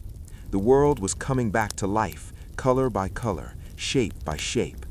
But inside the train, it was still night, still time to rest. The rhythm of the wheels continued, a bridge between the darkness and the light. Clack, clack, clack, clack. The sound of the morning, the sound of the night, the sound of the sleep. The sun finally crested the horizon, a brilliant sliver of molten gold that instantly ignited the eastern sky, casting long, dramatic shadows that stretched westward alongside the train, racing across the fields like dark spirits fleeing the light. The sudden brightness washed over the landscape, turning the dull grays of the pre-dawn into vibrant hues of amber, russet, and winter green, revealing the intricate textures of the plowed earth and the frost-rimmed fences with startling clarity. Inside the carriage, the light filtered through the tinted windows as a soft, diffused glow, gentle enough not to jar the sleepers, but persistent enough to signal the beginning of a new day. Dust motes, previously invisible in the gloom, began to dance in the shafts of sunlight that pierced the cabin, swirling in slow, hypnotic eddies, disturbed only by the gentle ventilation. The rhythm of the wheels seemed to take on a brighter, more energetic tone in the daylight, the clack-clack sounding crisp and purposeful against the waking world.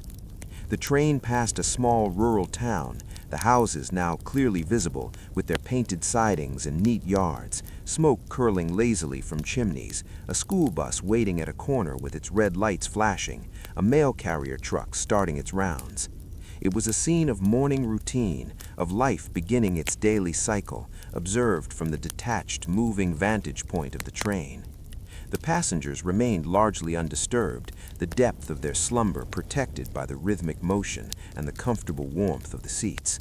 A few stirred, shifting positions to turn away from the light, pulling blankets higher, burrowing deeper into the temporary nests they had created. The conductor walked through the car again, his silhouette now sharp against the bright windows, his movements quiet and efficient as he checked the status of the cabin, adjusting a blind here and there to block a direct beam of sun from a sleeping face.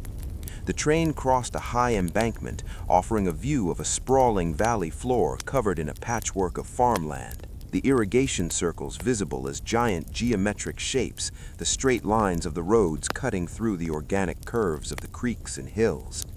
The world looked orderly and peaceful from this height, a silent map laid out for the traveler's inspection. The sound of the train on the embankment was open and airy, the noise dispersing quickly into the vast space, leaving only the steady hum of the wheels on the rails. The train descended into a cut, the earth rising up on both sides, walls of rock and soil that reflected the sound back at the windows, a rushing and closing noise that lasted for a minute before the view opened up again. The variation in sound was a subtle texture in the sonic landscape, a brief change in the pressure of the air against the ears. The train passed a field where a tractor was already working, pulling a plow through the soil, a cloud of dust rising behind it, seagulls circling in the wake looking for worms. The farmer in the cab was just a small figure, isolated in his own machine, connected to the train only by the shared moment in time. The train moved on, leaving the tractor and the gulls behind, pushing forward into the morning. The rhythm of the wheels was unceasing, a constant beat that underpinned the entire experience. Clack, clack, clack, clack. It was a sound that had become part of the passengers' physiology, a second heartbeat that regulated their rest. The passenger near the front of the car let out a long, slow sigh, a sound of deep contentment, and settled back into the cushion. The sleep was still heavy, still dominant. The morning was happening outside, but inside, the night's rest was being extended, stretched out by the comfort of the journey. The train passed a series of telephone poles, the wires dipping and rising in their familiar wave pattern, catching the sunlight and gleaming like threads of copper. The poles flashed by in a rhythmic sequence, zip, zip, zip, zip, a visual metronome that complemented the auditory one. The mind could latch on to this visual rhythm, using it to push away any waking thoughts, to sink back into the trance. The train banked into a curve that followed the line of a river, the water now sparkling in the sun, reflecting the blue of the sky. A heron stood motionless on the bank, watching the water, a statue of patience. The train disturbed the air, sending ripples across the surface of the river, but the heron did not move. The connection to nature was fleeting but real, a reminder of the world's quiet beauty. The train straightened out, the wheels finding the center of the track, the ride smoothing out. The speed was constant, the progress steady. The miles were falling away, the destination getting closer. But there was no rush. The journey was the thing. The train passed a level crossing where a line of cars was waiting, the drivers looking up at the passing train, their faces expressions of patience or boredom or curiosity. They were stopped, stuck in their morning commute, while the train was moving, free and unstoppable. The contrast emphasized the privilege of the passenger, the luxury of being carried. The crossing bells faded, the cars vanished, the open road returned. The train moved through a small patch of forest, the trees now fully illuminated, the bark textured and rough, the leaves on the ground a carpet of brown. The sun flickered through the trunks, a strobe light effect that played across the interior of the car, light, shadow, light, shadow. It was a mesmerizing pattern, a visual lullaby. The forest ended, the fields returned. The train horn blew for a distant crossing, a cheerful sound in the daylight, a greeting to the morning. The echo bounced off a barn, a double note that lingered in the air. The passenger in the aisle seat adjusted their blanket, tucking it around their feet, ensuring the warmth was sealed in. The sleep was a fragile thing now, threatened by the light, but still holding on, protected by the rhythm. The train passed a wind farm, the white turbines standing tall and bright against the blue sky, their blades turning slowly in the morning breeze. They were silent giants, generating power from the air, a clean, quiet technology that fit the peaceful mood of the landscape. The train moved beneath them, a different kind of machine, one of steel and fire, but sharing the same space. The juxtaposition was harmonious, a blend of the old and the new. The train slowed slightly as it approached a town, the brakes applying a gentle drag, the momentum shifting. The town was larger than the previous ones, with brick buildings and paved streets, traffic lights and pedestrians. The train moved through the center of town, a massive presence in the daily life of the residents. People on the sidewalks stopped to watch it pass, a daily ritual that never lost its grandeur.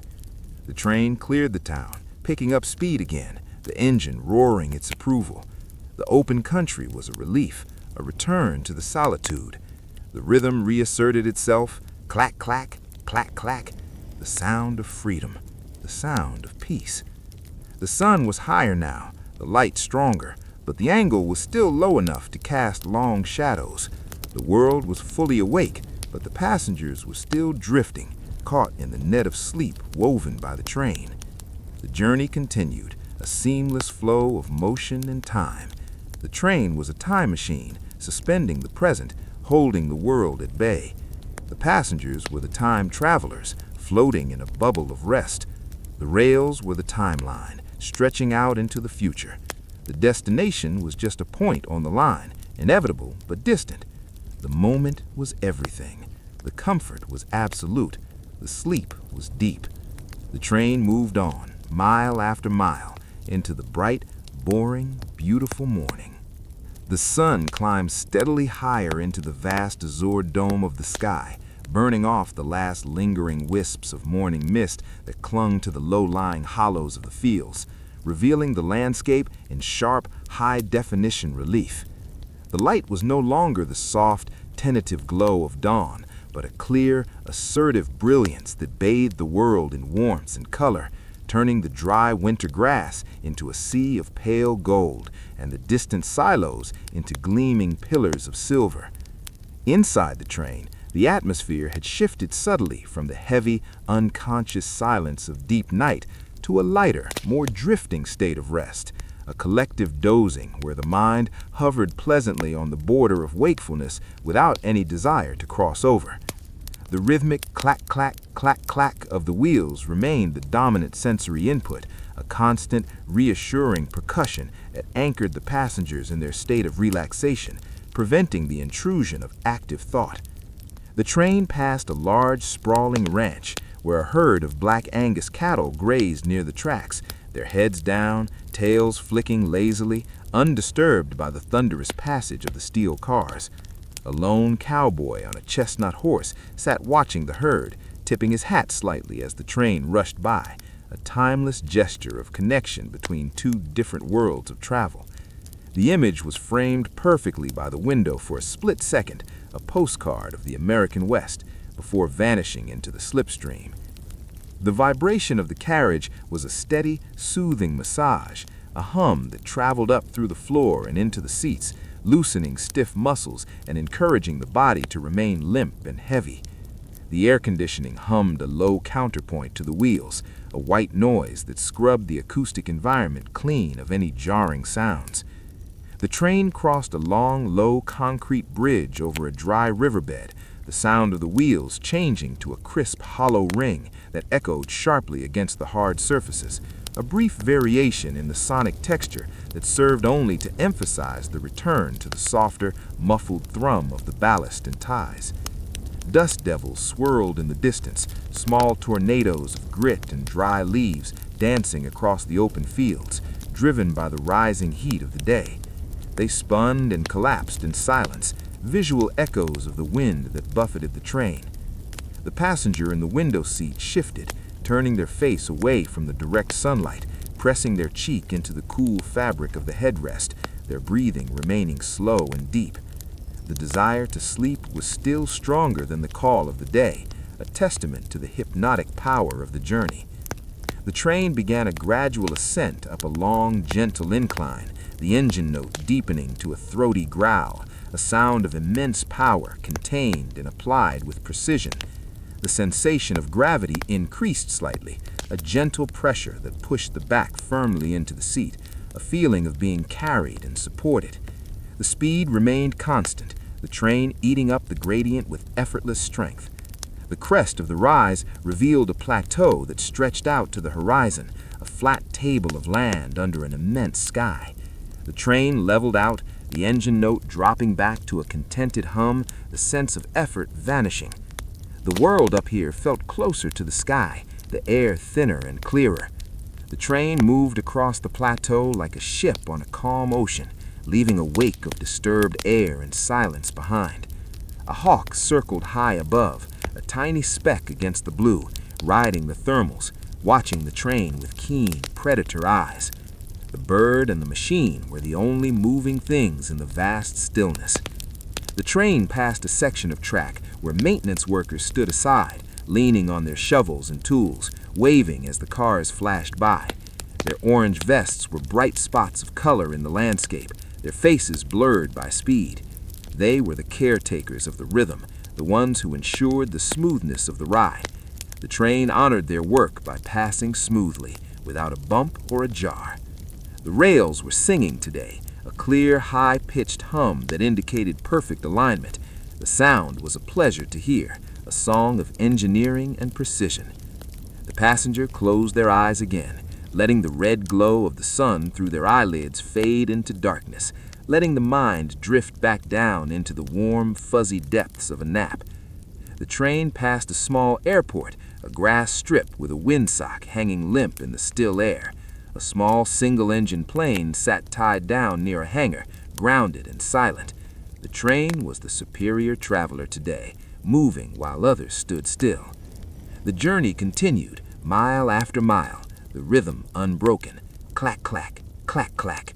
The sound was a promise that there was nowhere else to be, nothing else to do. The world outside could wait. The destination could wait. The only thing that mattered was this moment, this movement, this rest. The train banked into a long curve that skirted the edge of a canyon, the ground falling away steeply on one side to reveal a river winding far below, a ribbon of green water in a landscape of brown rock. The view was spectacular, but the passengers were too deep in their repose to notice it. They felt only the gentle tilt of the floor, the shift in gravity, the cradle-like sway. The train straightened out, leaving the canyon behind, returning to the open plains. The sun was now almost directly overhead, shortening the shadows, flattening the light. The day was at its peak, but inside the train the mood was still one of quiet reflection and rest.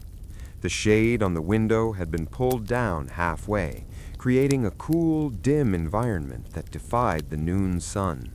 The train moved on, a sanctuary of shade and sleep. The wheels continued their work, marking off the distance in a language of steel. Clack, clack, clack, clack. The sound was eternal, a loop of noise that had no beginning and no end. The mind floated on this loop, suspended in time.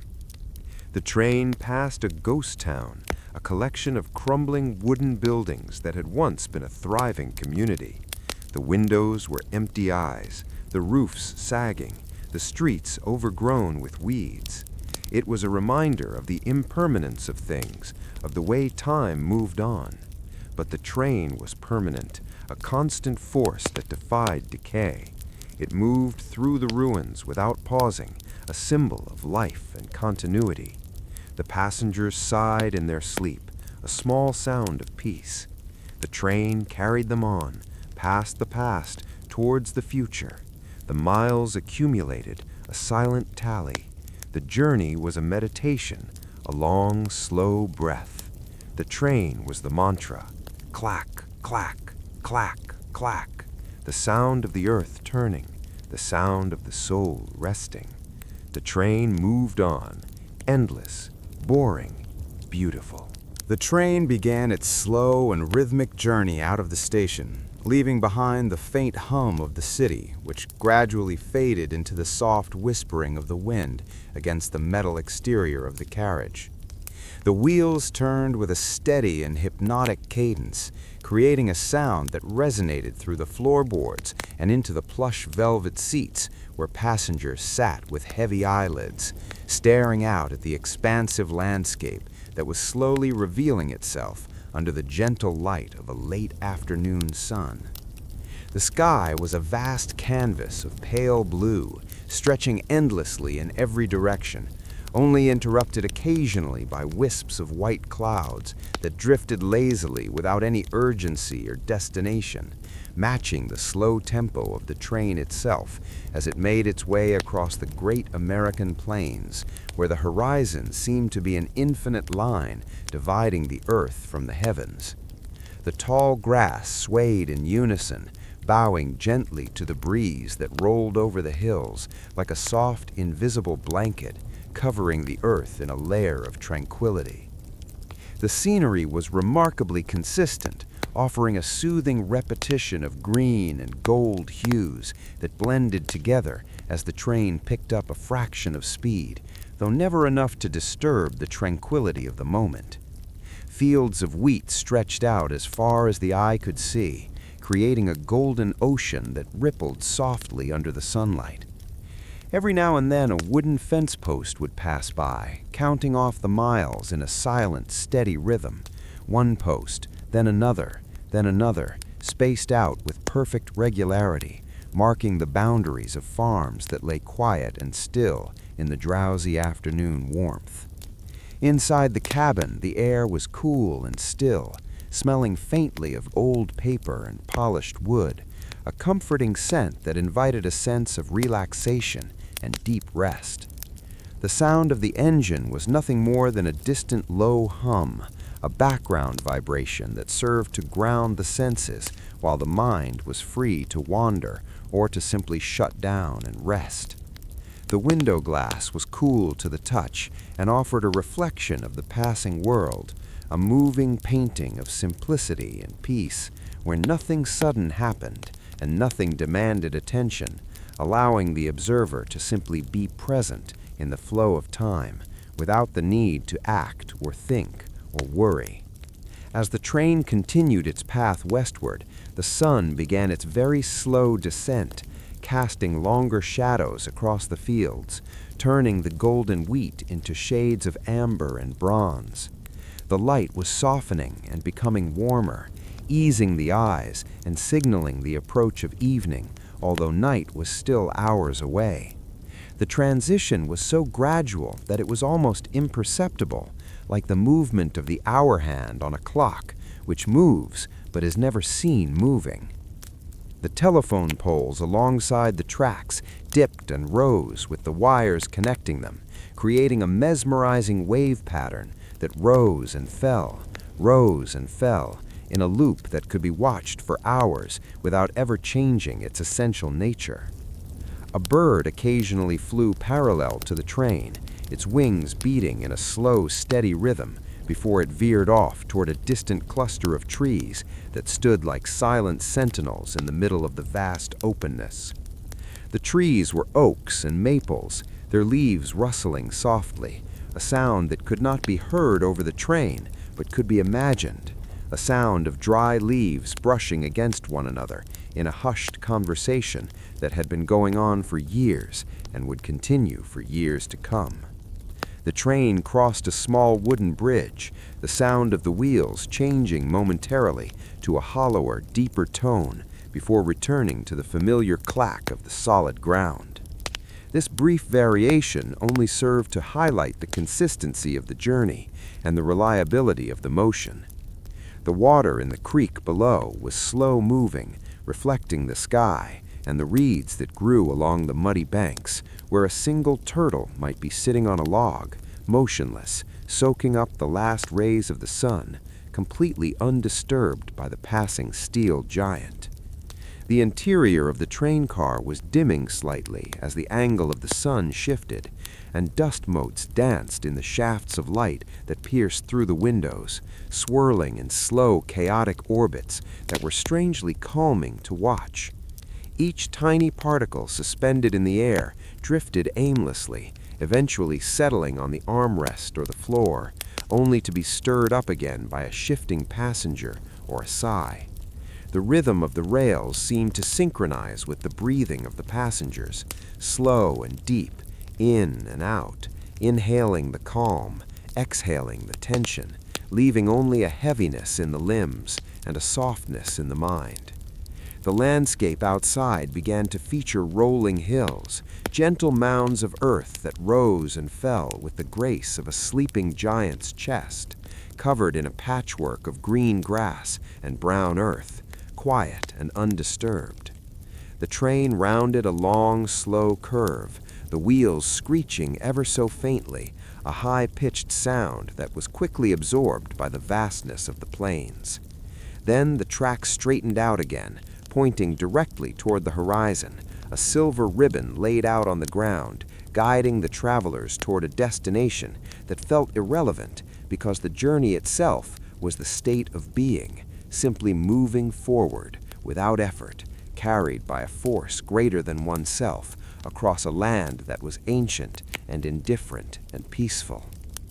The farmhouses that dotted the landscape were few and far between, usually just a white wooden structure with a porch and a chimney, standing alone amidst the acres of land. Perhaps a tractor was parked nearby, silent and still, its work done for the day, or perhaps waiting for a season that had not yet arrived. Everything felt paused, suspended in a moment of eternal afternoon where urgency did not exist and time stretched out like the shadows, elastic and long. The repetition of the scenery was a balm to the overactive mind, giving it nothing to latch onto, nothing to analyze, nothing to solve, just the grass, the sky, the fence posts, the poles, the wire, the horizon, over and over.